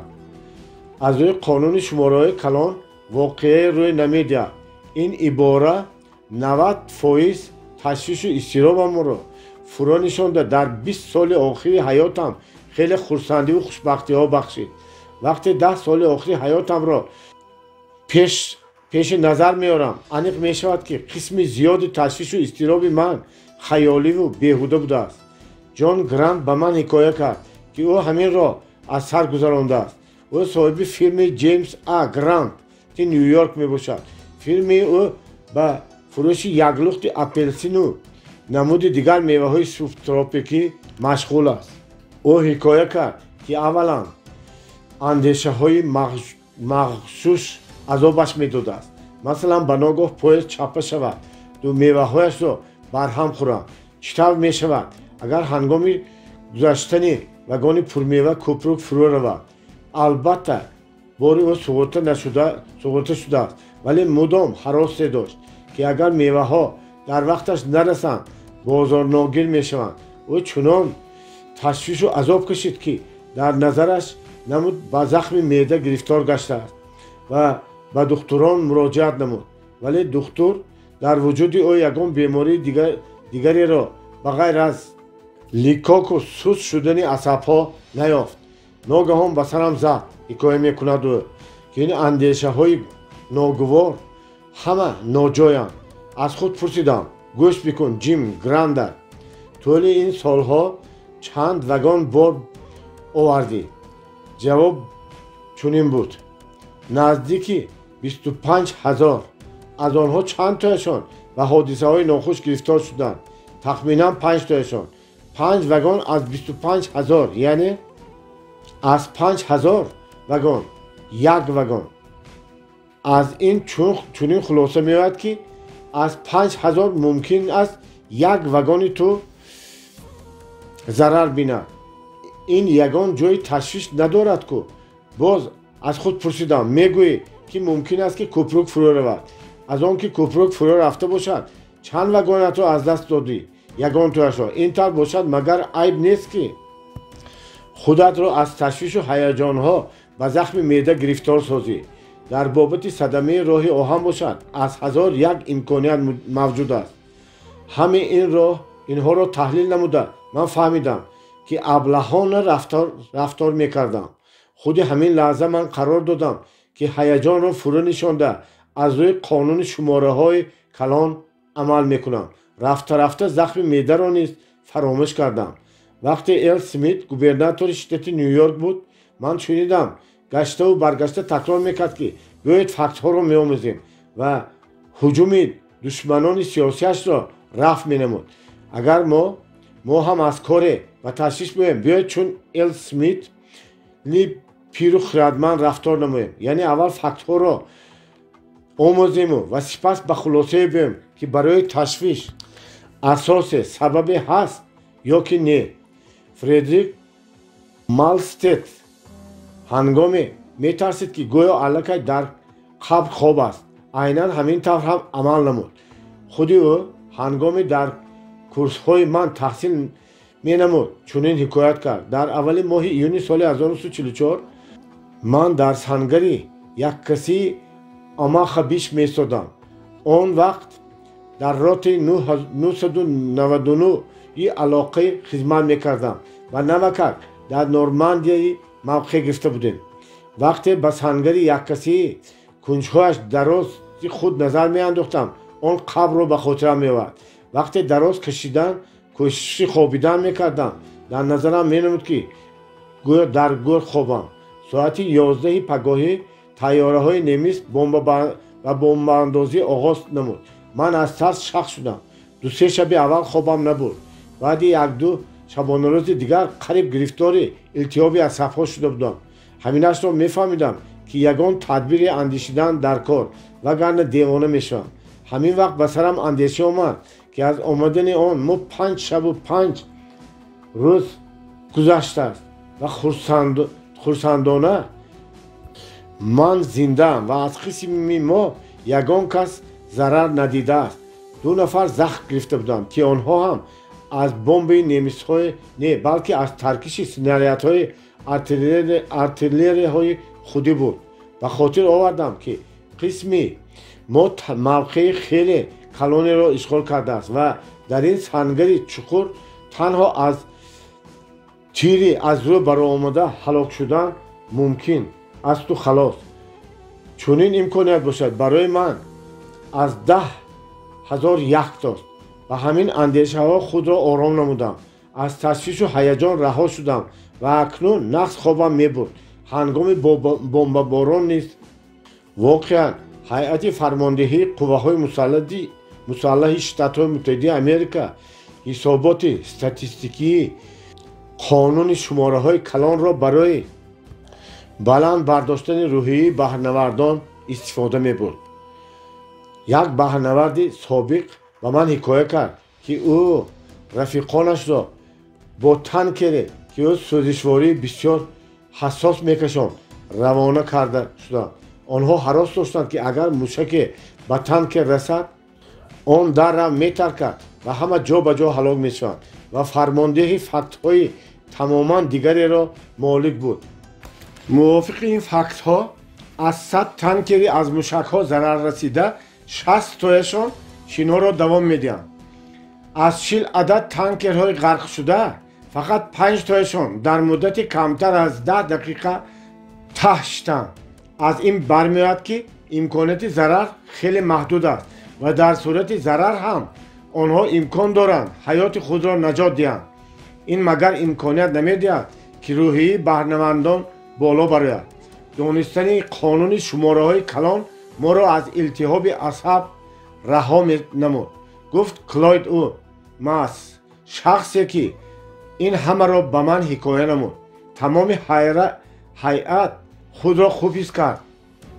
ما آخر میدانستیم که از روی قانون شماره‌های کلان امکان داریم که کشته نشویم. برای آنکه به عادت تشویش و هیجان ناافتیدن غالب آییم، پیش از آنکه آن به ما غالب نآمده است قاعده سوم را رعایت کنید. فکت ها را آموزید. از خود بپرسید از روی قانون شماره‌های کلان چی امکانیت وجود دارد که حادثه شما را به تشویش آورده به وقوع آید. باب نهم به ناگزیری تن دهید. وقتی بچه خود بودم روزی در بالاخانه کلبه نیمویرانه بازی میکردم و هنگامی فرآمدن یک پایم را بالای تیرزه مانده سپس پایان پریدم. آن وقت در انگشت اشارتی دست چپم انگشتری بود و هنگام پایان جهیدن آن در میخ در ماند و چلیکم کنده شد. من با داد و فریاد آمدم. و دهشت افتادم. اما وقتی که زخمم شفا یافت دیگر یک ثانیه هم از آن و تشویش نمی افتادم. اکنون چی فایده؟ با ناگزیری تن دادم. حاضر حتی در 1 ماه و 2 ماه هم دیگر به خاطرم نمی آید که در دست چپ همگی 4 انگشت دارم. چند سال مقدم من با آدمی واخوردم که عموما پنجه چپش نبود. پرسیدم که آیا از این عذاب دارد؟ یک ذره هم جواب داد قریب که به خاطرم نمی زند.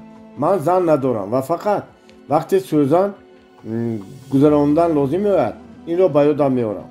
عجایب، ما چطور تیز به هر گونه حادثه حیات تن میدیم و شرطی مجبور شویم چنین رفتار نماییم. تن میدیم و آن را از خاطر میبرانیم. من بسیار وقت کتیبه های ویرانه شده های مسجد عصر 15 امستردام را به خاطر میارم. این کتیبه ها با زبان فلامندی بوده چنین معنا دارد. این همین طور است. نمیتواند دیگر خیلی شود. بله، در جاده حیات و حادثه های ناگوار دچار میاییم که آنها را تغییر دادن هیچ ممکن نیست. آنها نمیتوانند دیگر خیلی باشند. در نزد ما دو راه است. ما یا آنها را قبول کرده تن میدیم و یا با ناگزیری مقابلت کرده با التهاب عصب ها گرفتار میشویم و یک عمر عذاب میکشیم. فیلسوف مشهور ویلیام جیمز گفته است راضی شدن به قبول آنچه که هست و راضی شدن به قبول آنچه که روی داده است این قدم اولی می باشد.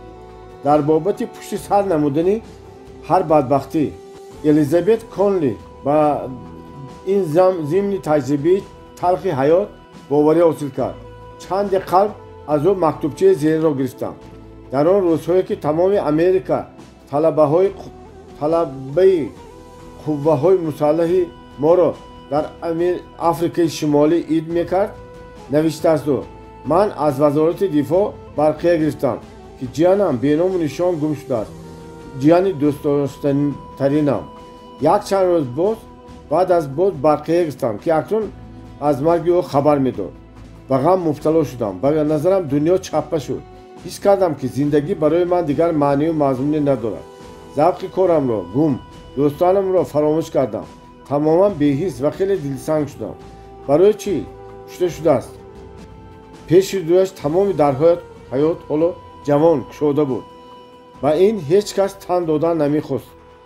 غم و غصه اونقدر زیاد بود که قرار دادم کار را بس کرده از آدمان پناه بوده باقی مانده حیاتم را با اشک و غم گذرانم. قرارم قطعی بود.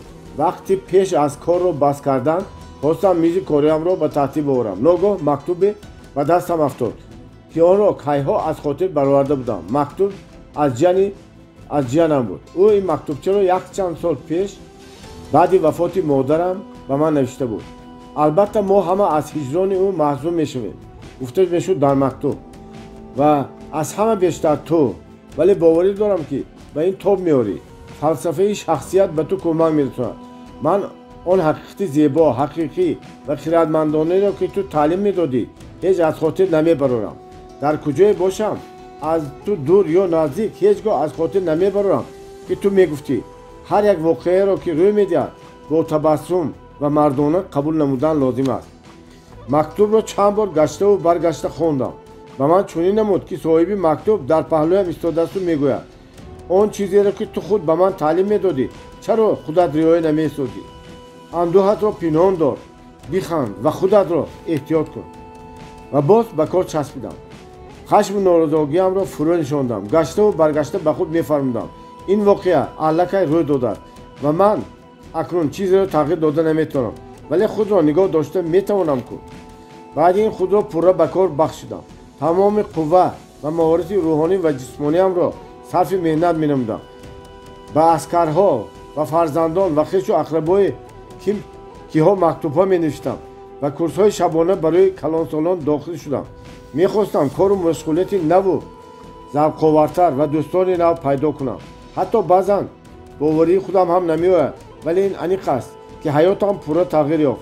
بار گران گذشته را بی بازگشت مرا ترک کرد و سوختن و گریستن ها را بس کردم. حاضر طوری که جانم آرزو داشت هر روز با خرسندی زندگی دارم. همین طریق با زندگی آشتی شدم.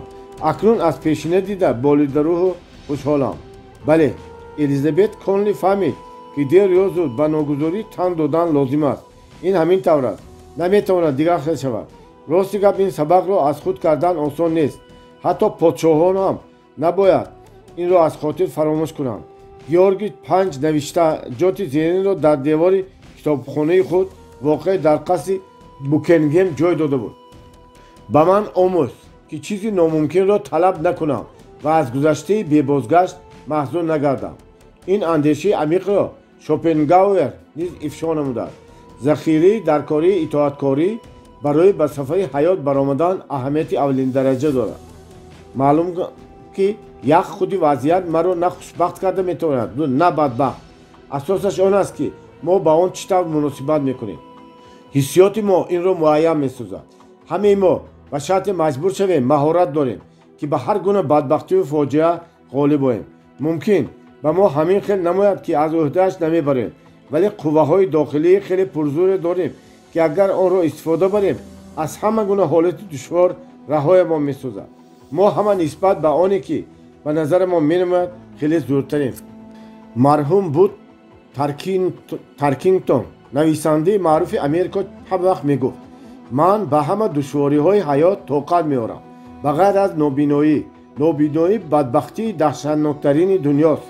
аммо ҳангоми синну соли таркингтон аз 60 гузашта буд, як вақт ба қолини фарши хона нигариста гулҳои онро дар ҳаму барҳам дид. таркингтон ба мутахассис муроҷиат намуд ва ҳақиқати даҳшатнокеро ошкор гардид. маълум шуд ки як чашми ӯ аллакай намебинад ва чашми дигараш низ дар арафаи аз кор баромадан буд. яъне ба вуқӯъ мепайваст он чӣ ки ӯ пеш аз ҳама аз он тарс дошт. хуш, таркингтон ба ин даҳшатноктарин бадбахтӣ чӣ гуна муносибат кард? оё ӯ ба қароре омад ки ин интиҳои ҳаёташ аст? ҳаргиз не. худ ҳам аз ин ҳайрон монд ки баъди ин ҳазду шӯхӣ ӯро тарк намекард. доғҳои дарҳамбарҳам кашишаванда ӯро асабонӣ мекарданд. пеши чашмонаш шино намуда олими атрофро аз ӯ пинҳон месохтанд. бале вақте медид ки доғи аз ҳама бузург пеши чашмонашро мегирад, ӯ бо ҳазл овоз мебаровад: салом, салом, боз омадӣ эй мӯйсафед. аҷоиб, ба куҷо равонӣ дар ин субҳидами зебо? магар душворӣ метавонад дар чунин рӯҳро шиканад? албатта не. вақте торикии даҳшатнок пеши чашмони ӯро пӯшонид, таркингтон мегуфт: ман фаҳмидам ки ба нобиноӣ тоб меорам, чунки одамӣ ба ҳама чиз қодир аст. агар тамоми 5 узви ҳиссамро ҳам аз даст медодам, албатта зиндагиам дар олами ботинии худ идома меёфт. ба умеди наҷоти биноӣ ба Таркингтон лозим омад ки дар тӯли 1 сол 12 амалиёти ҷарроҳиро аз сар гузаронад. мефаҳмид ки иҷрои ин кор ҳатмист. ин ягона илоҷи осон кардани дард ва худро хуб идора кардан аст. ӯ ҳолати алоҳидаро рад кард ва ба назди дигар беморони ба худаш монанд рафт. кӯшиш мекард рӯҳии дигаронро низ баланд бардорад. амалиёти нав ба ҷарроҳиро аз сар гузаронда Таркингтон кӯшиш дошт худро бовар кунад ки кори ӯ омад кардааст. чӣ хел олиҷаноб, гуфтааст ӯ, чӣ хел олиҷаноб ки илми тиб имрӯз қодир аст аз чашм барин узви мураккабро ҷарроҳӣ менамад. ҳар одами муқаррарӣ агар нобиноӣ ва 12 амалиёти ҷарроҳиро аз сар мегузаронд, албатта ба илтиҳоби асаб гирифтор мешуд. вале Таркингтон гуфтааст: агар имкон ҳам мебуд, он чизеро ки аз сар гузаронданам ҳаргиз ба воқеаи дигар иваз намекардам. маълум аст ки воқеа ба ӯ ба ногузорӣ тан доданро омӯхтааст. маълум шуд ки дар олам қувваи аз ӯ зудтаре вуҷуд надоштааст.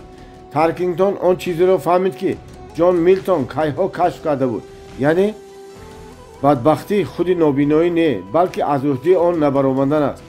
бале, агар мо ҳар қадаре барошуфта шавем, муқобилат нишон диҳем, сахтӣ кунем, чизеро ки ногузир аст тағйир дода наметавонем, вале худамон тағйир меёбем, худамонро бой медиҳем. ман инро санҷидам ва хуб медонам. тӯли 12 соле ки дар ферма кор карда ба гов сарукор доштам, ягон бор надидам ки ҳарорати моддагови ҷерси аз он чарогоҳ аз беобӣ сӯхтааст, ё ки имрӯз барфи тар меборад баланд шавад. моддагов ҳеҷ гоҳ ғам намехӯрад ки буққа ба дигар ғулонҷин бештар диққат медиҳад. ҳайвон муҳити шабона, тӯфон ва ҳатто گرسنگی را آرامانه میگذراند و از این را به التهاب عصب نه به زخم معده گرفتار نمیگردد و دیوانه هم نمیشود. شما فکر میکنید که من طرفدار تن دادن به تمام ناسازگاری های قسمتم؟ هیچگاه. این فتالیسم، تقدیر پرستی است. تا جایی که امکان دارد وضعیت به می شود. مبارزه بردن لازم است. ولی وقتی عقل سالم به ما میفهماند که چیزی به آن رو شده امان همان خیل بی‌تغییر میماند و هیچ ممکن نیست که دیگر شود، به خاطر حفظ تندرستیتان، حفظ عصبتان غم و غصه نخورید و از آن فاجعه نسازید.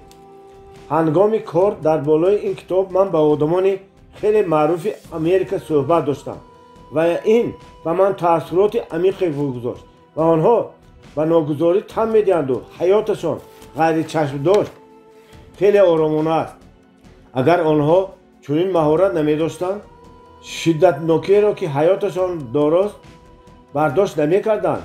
انا یک چند مثال مشخص: پنی صاحب فیرما و یک قطار مغازه های معروف تمام مملکت باری به من گفت اگر تمام پولهایم را تا آخرین سنت از دست دهم به تشویش و هیجان نمیآیم. آخر تشویش و هیجان به کار کمک نمیرساند. چیزی از دستم میآید میکنم، عاقبتش نتیجهش چی میشود فقط خود خداوند کریم میداند. هنری فورد هم به من تخمینا همین را گفت. وقتی دیگر وضعیت را اداره کردن نمیتوانم، امکانیت میدیم که آن خودش را اداره نماید. وقتی که کلر پرزیدنت کارپوراسی کرایسلر پرسیدم که خود را از تشویش و هیجان چگونه حفظ میکند، جواب داد وقتی به حالت دشوار گرفتار میشوم چیزی که از دستم میآید میکنم. دیدم که نشد، آن را از خاطر میبرم. از آینده هیچگاه به تشویش نمیآیم. آنقدر قواهای موجودند که حتما به آینده تاثیر میرسانند. هیچ کس آن را پیشکی فهمیده نمیتواند. پس چه لازم تشویش کشیدن؟ اگر کلر را فیلسوف نامیم شرم میداشت. البته او فقط یک بیزنسمن خوب بود. ولی عقیده های او به فلسفه اپیکتت که 12 عهد مقدم تعلیم میداد که جانب خوشبختی یک راه است. در بابت چیزهایی که به اراده ما وابستگی ندارد تشویش نکشیدن موافق میاد. سر برناری که همه او را سر الهی می نامدند مهارت فوق‌العاده به ناگزیری تن دادن داشت. طول نیم است او در بهترین صحنه های دنیا نورافشانی میکرد.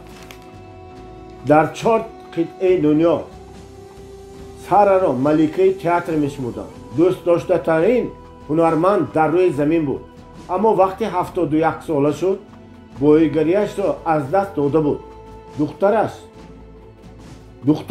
پروفسور پاتسی از پاریس گفت که یک پایش را بریدن لازم است. هنگام اقیانوس اتلانتیک را شنا کردن باره برای سکان کشتی افتیده زخمش به تدریج به فلیپیت کوچید. از این را عاقبت پای را بریدن لازم آمد. دکتر گمان داشت که از این خبر داد و فریاد سر به فضا میخیزد، ولی خطا کرد. سر مدت تقریبا 1 دقیقه سینچکارانه به چهره او نگریست و سپس آرامانه گفت در کار باشد، بریدن گیرید. قسمت همین خیل بود. وقتی سر را به خانه جراحی میبردند و پسرش که در پهلویش میایستاد و میگریست خوشحالانه دست افشانده گفت نرو، من حاضر برمیگردم و رهارت تا خانه جراحی صحنه را از اسپکتاتل بازی کردن گرفت. بعدتر کسی از او پرسید که آیا او این را برای خود را روی بلند کردن اجرا نموده؟ جواب داد که نه، من خواستم دختران را روح بلند سازم. آخر میدانستم که آنها خیلی در هیجانند. بعد جراحی سر و هنرنمایی پرداخته باز 7 سال دیگر به مردم خدمت کرد و ذوق بخشیده. وقتی ما با ناگزاری مبارزه را بس میکنیم، نوشته است السی مک کورمیک در مجله ریدلرز جایتس، نیرویی را که حیات ما را رنگین میسازد نجات میدهد. یگان فرد زنده آنقدر احساسات و نیرویی را که هم با ناگزاری مبارزه برد و حیات نو تهیه سازد ندارد. از دو یکی را انتخاب کردن لازم میآید. شما باید ё дар зери барфи ногузури ҳаёт миён хам кунед ё муқобилиятро нишон дода шикаста шавед. Инро ман бо ду чашми сар дар фирмамон дар Миссури мушоҳида кардам. Як вақт 20 адад ниҳол шинондем. Дар аввал онҳо хуб нашъунамо мекарданд. Сипас ҳангоми барфреза ҳар навдаи онҳоро қабати ғафси ях печонида гирифт. Ба ҷои он ки ин ниҳолҳо зери бори гарони барф хам хӯранд, фориғболона сар боло нигоҳ доштан хостанд ва оқибат тоб наоварданду ҳамаашон нобуд шуданд. онҳо ҳикмати дарахтони шимолиро доро набуданд.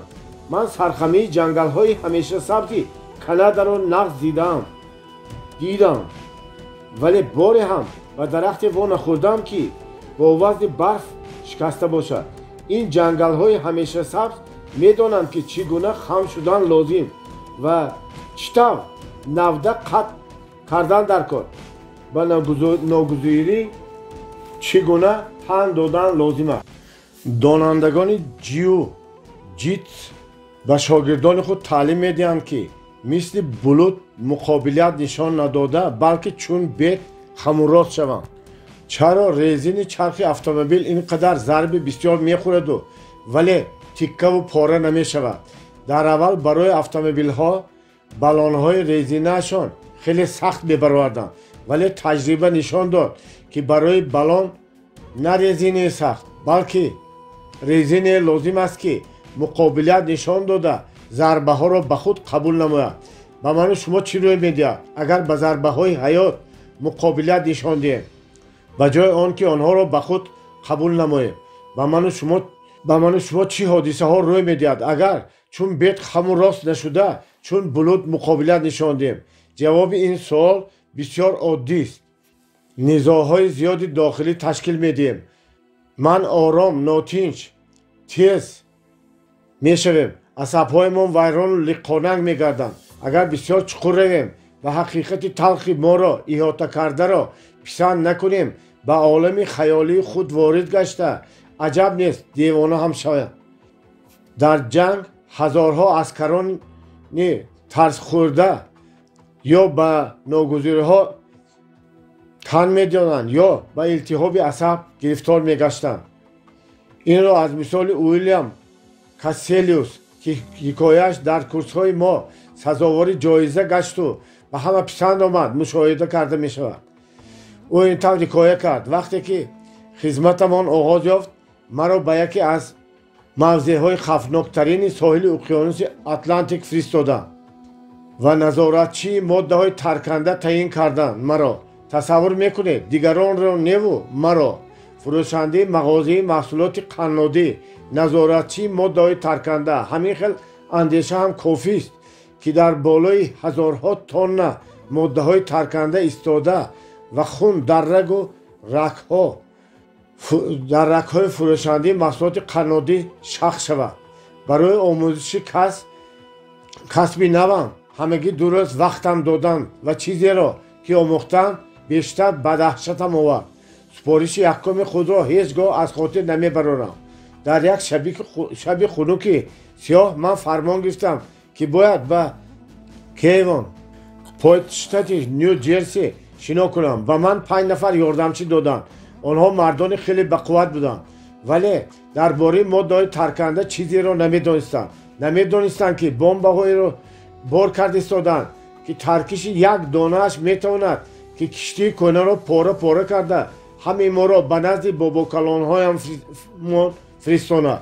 бомбаҳо ба кӯмаки ду арғамчини пӯлоди поён фароварда мешуданд. худ ба худ тасаввур мекардам агар яке аз ин арғамчинҳо лағжад ё канда шавад. оҳ худоё, ман чӣ қадар метарсидам. ларзаам гирифта даҳонам хушк мешуд, зонуҳоям худ ба худ хам мешуданд. ба назарам менамуд ки дилам аз синаам берун меҷаҳад, вале аз дастам коре намеомад. гурехтан, агар гурезам мегузашт аз дилам, ҳам худам ва ҳам тамоми авлоду аҷдодамро шармандау таънасор мегардам.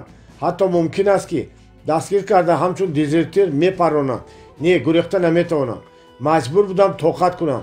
бо дили ларзон медидам ки чӣ тавр ҳаммолони ман беэҳтиётӣ мекунанд. ҳар лаҳза мумкин буд киштӣ тарк кард. аз ин даҳшат 1 соат гузашт. و تمام وجود مرا عرق خنک پخش کرد. عاقبت عقل سالم را به کمک دعوت نمودم. حتی خدا طعنه هم زدم. فرض کردیم که میترکیم. خیلی چی؟ فرقش چی؟ این نسبت برک مرگ خیلی آسان کو. ابلهی نکن. از دو سر در دنیا جاویدانه نمیمونی. باید این سپارش را اجرا بکنی یا تو را میپرونن. کدامش بهتر؟ انا همین خیلی طولی چند ساعت خودم را اداره طعنه کردم و ناگهان درک نمودم که سبکی حس مینمویم. عاقبت تشویش و هیجان را فرو نشانده خودم را مجبور نمودم که به ناگزیری تن دهم. این سبق را یک عمر از خاطر نمیبرم. حاضر هم هرگاه در من تمایل تشویش و اضطراب پیدا می شود و می بینم که برای تغییر وضعیت کاری از دستم نمیآید، کیف در هم میکشم میگویم این را فراموش بکن و تصور کنید که این کمک میرسد حتی به فروشنده مغازه قرنادی هم. بله، زنده باد فروشنده مغازه قرنادی. بعد چهارمیخ و تسلیم کردن عیسی، صحنه از همه هم مشهور و فاجعه‌ناک مرگ در تاریخ انسانیت، مرگ سقراط به شمار می رود. حتی بعد از 10,000 از هم آدمان با شوق مفتون بی اندازه این اثری پلاتون را چون نمونه برجسته ادبیات عمومی دنیایی مطالعه خواهند کرد. بعض شهروندان افینه از رشک و حسد به سقراط پیر و پایلوچ گواهی قلبکی می دادند. او را سود کردند، به مرگ حکم نمودند. خادم محبس که به سقراط مناسبت مهربانانه داشت جام زهر را دراز کرده گفت کوشش بکن چیزی را که ناگزیر است سبک قبول نمایی. سقراط نیست همین خیل مناسبت نمود. او مرگ را به آرامی کامل و خیلی ارزنده پیشواز گرفت.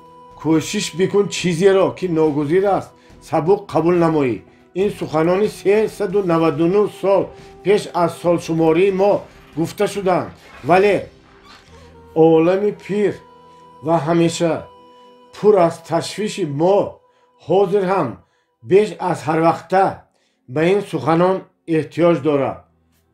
کوشش بکن چیزی را که ناگزیر است سبک قبول نمایی، به ناگزیری تن ده. باب دهم، تشویش و اضطراب خود محدود کننده گذارید. شما دانستن میخواهید که در بیرژ فوندی چطور پول کار میکنند. البته میلیون ها آدمان این را دانستن میخواهند. اگر من هم میدانستم از این کتاب مبلغی گوش ناشنید به دست میآوردم.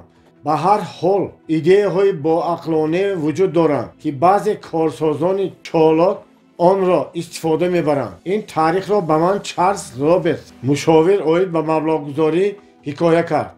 وقتی من اولین بار از تگزاس به نیویورک آمدم در کیسه $25,000 داشتم که آنها را دوستانم داده بودند. من این مبلغ را باید به بیرژ فوندی میگذاشتم.